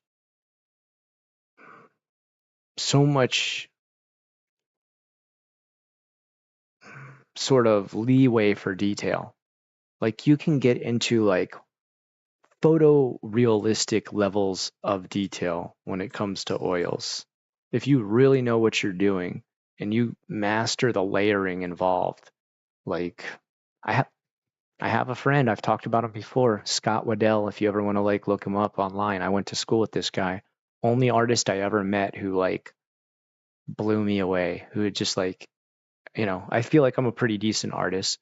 Compared to Scott Waddell, I was nothing. This guy's top notch. Like now his job right now is he paints portraits for famous people. That's what he does. He just gets commissioned one famous person after another. He's done presidents, he's done movie actors and actresses.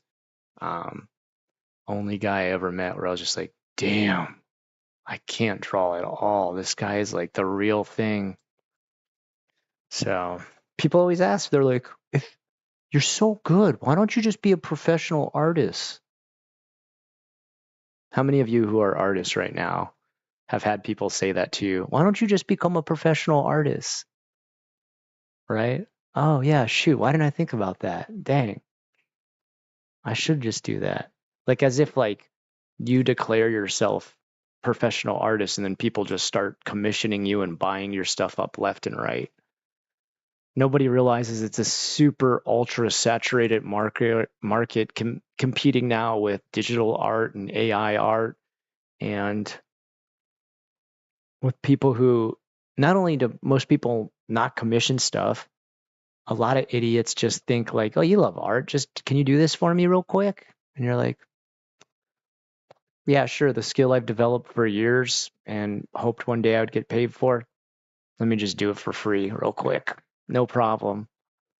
Um, or they commission something, they're like, "That's only like $25, right, to do something like that?" And you're like, "Okay, I'm about to work on this for one full day.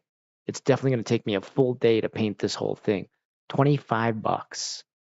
So I'm making what, $2 an hour or something like that? Like what the fuck? Ah, ah. Um, it freaked me out. I have anxiety, so my anxiety caused me to convince myself I was poisoned from it. Wait, what happened? I made a mistake of leaving my paint water cup next to my coffee cup and totally drank some cadmium water. Ah, dude, you'd have to drink a lot to poison yourself, dude. I mean, like, if you consistently have cadmium going on, like with multiple paintings and like it's, you know, somehow touching your food over and over again, and maybe eventually you would consume enough to like deal with carcinogens, but I mean, why you took a sip of some nasty cadmium water one time, you should be okay. Um, it must have tasted pretty nasty though. Ugh. Um, I have heard it so many damn times it makes my eye twitch now when I hear it. Ugh. Eric, you're talking about how many times people are just like, "Hey, did you like to draw and stuff, right? Could you draw me?" And you're like, "What hobby do you do?" Well, if you like to do it, why don't you just do it for free? I hate that shit too. Like, I'll be like drawing a comic and they're like, "Why don't you just become a comic book artist?" Shit, why didn't I think of that? Excuse me, world. I want to be a comic book artist. Like as if like art jobs are just like, "Where's the art building?" Open the door. "Hi, I'm here to take the art job." I'm just lucky I'm an art teacher. Like I'm finally using my art skill to work an art career, and I feel incredibly blessed to be able to do that. But how do you know when someone has never done or touched art or has any clue about art in their life? When they talk about how easy it is to be in an art career, find an art career, make a long-term life living from art, then they definitely have never done anything with art in their life as far as money is concerned. I still have people even at work now, like they'll, I I help them out. I do it for them, but they'll like ask for personal stuff. You can like, could you paint like a Christmas card for me about my cat? Um, yeah, sure. What does your cat look like? Oh, I'll bring in a picture. You can do it. Okay. Sure, why not? I wasn't doing anything with my weekend. I was really hoping someone would let me paint their cat. No offer of commission, no mention of money, just kind of like, oh, you're the art person who does the art stuff. I got something fun for you to do for free. You know. I'm afraid to do commissions because I can draw cool stuff, but if it needs to look exactly like something else, I don't think I'm good enough. Nah, actually it will. Um, you're fine. You could do it.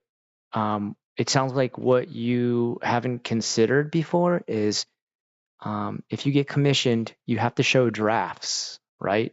So just make sure you have a draft. And when you do the draft, be like, okay, so this is a draft of what it might look like. Are you okay with this style? And if they say yes, get them to sign a contract for the commission. And then when you finish it, I would usually do half payment up front, half payment at the end.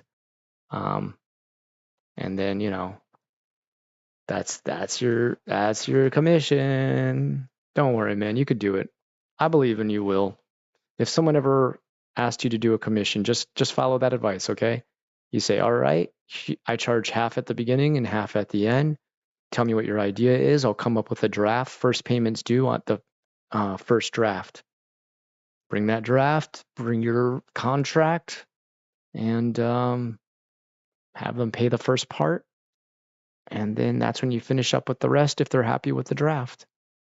Show them at the end, have them sign it, that it is complete. That way you don't have to do like a million fucking touch-ups. That's the one big problem I do see with a lot of online artists is they seem to think like, oh, well, having a contract is kind of silly. Like it's just art commission. And it's like, okay, you don't mind getting set up doing multiple retouches when someone's like, I like what you did, but like now my audience is asking if I can have this with like a purple shirt on it. So could you just touch it up one more time?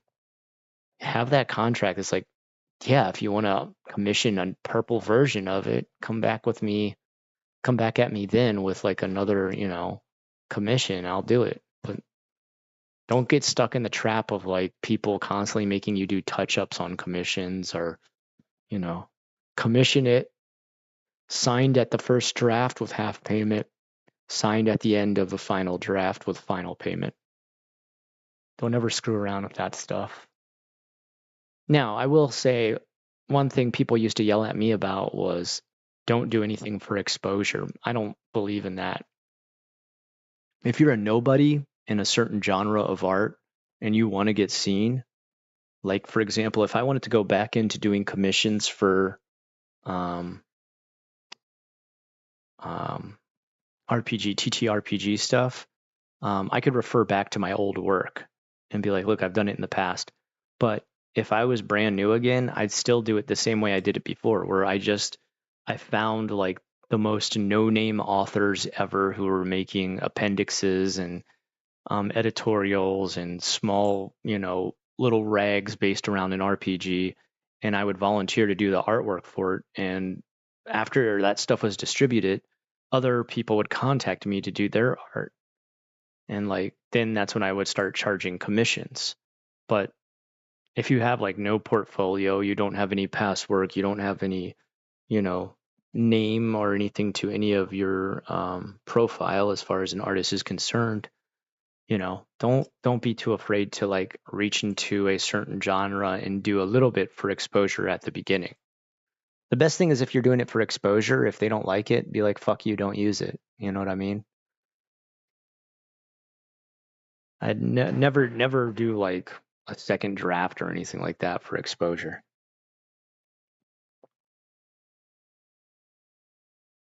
Exposure is definitely only for WYSIWYG. What you see is what you get. Oh, you sent me the envelope example. I'm gonna check that out now, man. Speaking of which, hey guys, I'm going to probably sign off in just a bit here. I'm starting to wear down to my very last little bit of energy, and I'm about to sleep the sweet slices of death. All right, let me see here. Where is my Twitter?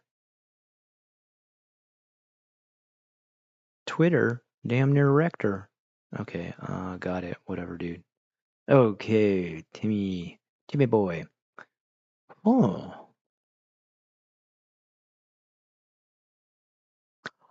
Oh.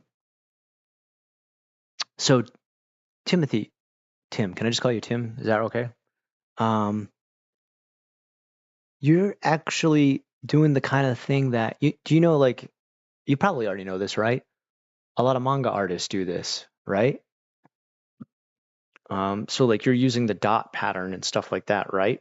Because it's got like a carbon press on it. So if you like hold it down against the paper a certain way and you like took a pencil and pressed the graphite down hard, it would start to print out all those dots, right? Do you know like a lot of manga artists, that's what they do? Like they have sheets of carbon for like a lot of the backgrounds and stuff like that with all the little dots and everything.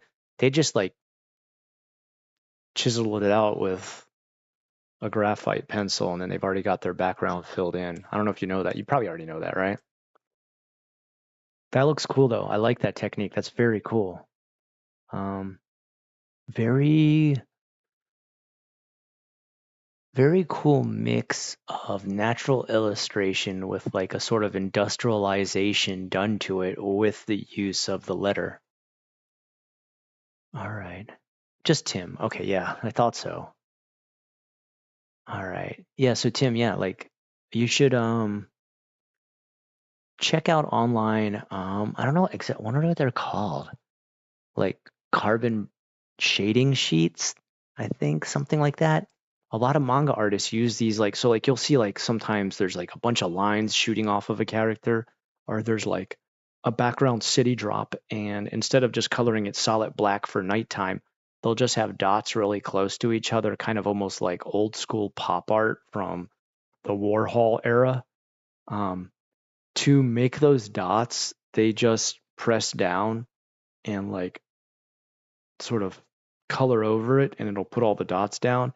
And then they'll literally have like the next layer of paper go over that to make it a fully filled in background. It's kind of interesting. It's kind of like almost what you're doing here, but you're using it actually in the patterns and clothing of the characters. It's pretty interesting. Like I said, it's kind of a very naturalistic illustration combined with the industrialization of using everyday carbon copies and mass emails. I like that. I like that mix. It's a very fresh mix.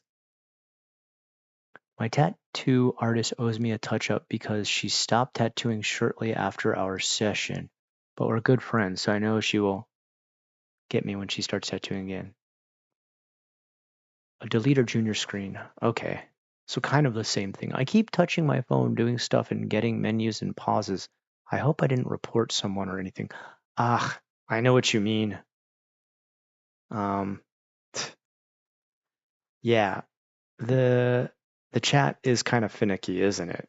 So like if I click on your name from the computer, but if I click on it by the phone, I get two different menu screen options. Just be careful. The top part of the menu for when you click on somebody's name, that's got the reports and the blocks and stuff. Just be careful you don't hit those. Stay to the lower part of the screen where it's like moderator, highlight, donation, things like that. Definitely keep hitting the donation one over and over. I'm just joking. Oh, Eric, mine is always, hey man, can you design this tattoo for me so I can take it to another one who will do it cheaper? Yeah, I'd fucking hate that shit. Hey man, you know what flash art is? You think you could do some flash art for me, bro? Yeah, dude, I only charge this much.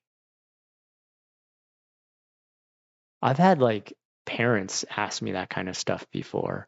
If like little kids ask me, Mr. Ackerman, can you draw me this? Like, I'll just do them like a really fast, simple version because they're little kids and they don't understand that. Like, yeah, what do you want? Okay, there you go. And they're like, oh, awesome.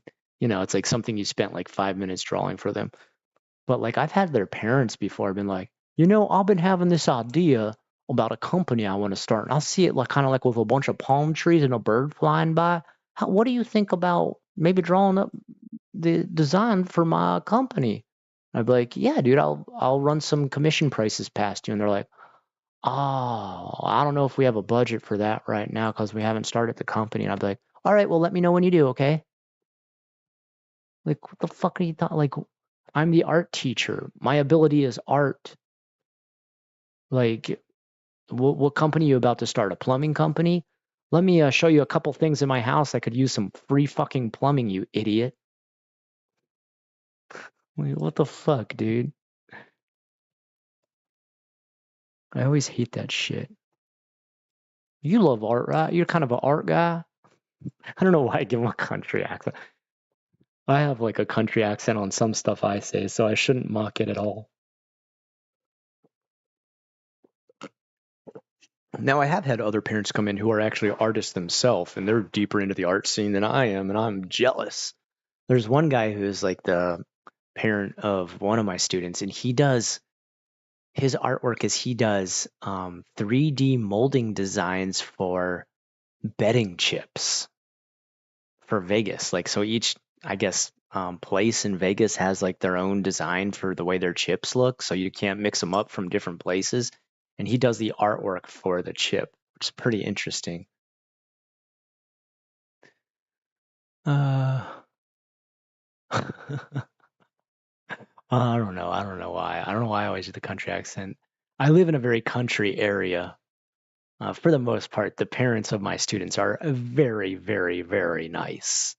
So the only weird encounter I ever had was, I think I've told you guys about this before, was the one time I did, vanishing point lesson. If you don't know what vanishing point is, it's like you've got like a street full of like buildings, and the buildings get smaller and smaller and smaller until like you can't see them anymore. That's called a vanishing point drawing.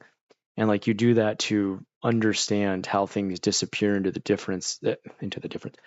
distance as they get farther away. And it's the reason that happens is because of the curvature of the earth, right? You can only see so far out in front of you.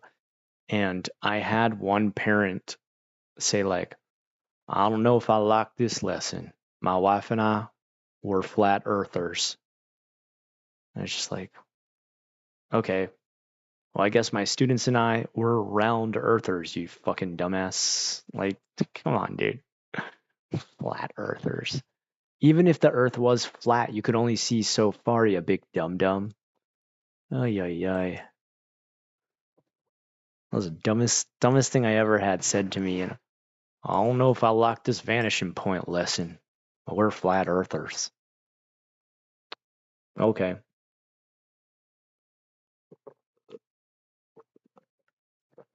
Cool. So I guess let's deny science and start teaching kids to be extra dumb. To the elaborate. The owner of the tattoo shop she worked at was super sexist and discriminatory, so she quit that place as soon as she could.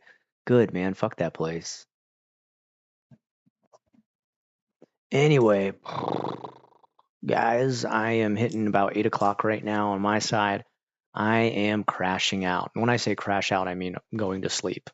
I'll probably stay up a little bit longer, but I'm having my eyes closed on me here. As always, a wonderful night, a super fun time with you guys. Sorry if anybody was waiting for me to play a game. Just don't have the energy for it tonight. I've been working all day outside. So, if that was the case, we would all see each other when we walked outside, no matter where we were on the planet.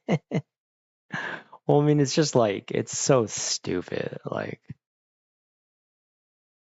come on, then. Like, oh, I mean, just like, gravity doesn't work if the earth is flat. Like everyone would just like fall off the fucking earth. Like they just, and then like they apparently like flat earthers have, they're like, well, there's a bubble, and the bubble's created by Jesus H. Christ. He keeps everybody on the plate spinning around, and that plate is on the back of 4 elephants standing on 4 turtles. Now I'm just making that part up, but they really do believe like the reason, like, gravity doesn't work if you're on a plate, right? So they literally believe like God keeps us on the flat earth. It's like that's proof of Jesus H. Christ keeping us sound and ground and staying down. And only will we truly rise up when we touch the Holy Spirit upon death. The hell?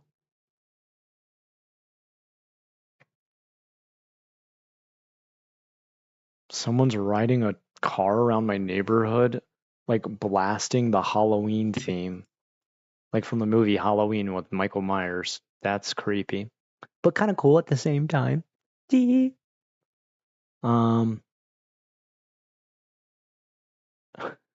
Or elephants on the back of giant. Yeah, okay, you know what I'm talking about. That Terry Pratchett. Okay, thank you guys for catching that. I didn't know if I was like maybe too deep of a cut. Maybe they're not as nerdy as me. Nope, I'm amongst nerddom. Thank you guys. You guys rock. All right, night, all of you. I tell you what, guys. If you do want to keep chatting with me, you still want to keep hanging out. Jonah, are you still there? Can you post the Discord one more time? Do you mind? Hey, what's up, Chiptooth? Have a good evening, wonderful evening. You too, Chiptooth, man. I hope you have a great rest of the day. I know it's morning there, so I hope your day goes splendidly. All right. Let's see. Poor Jonah. He's had to do it all night long. It's my turn to be the person who actually shares everything. Give me a second here, guys. Take some of the load off. All right. Copy link. Go to the chat though. All right. And paste. I'm going to jump on there in just a little bit, guys. Here you go. That's the Discord. I'll see you all either on there, and I'll probably hop on a couple times this week just to say, hey, what's up, and check in with the mods and talk in general. If you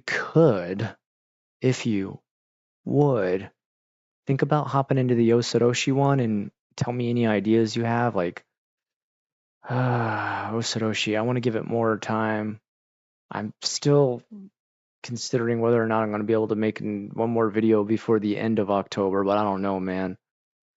That hurricane really screwed up my Osoroshi schedule. But anyway, love you all. You guys have a great rest of the night.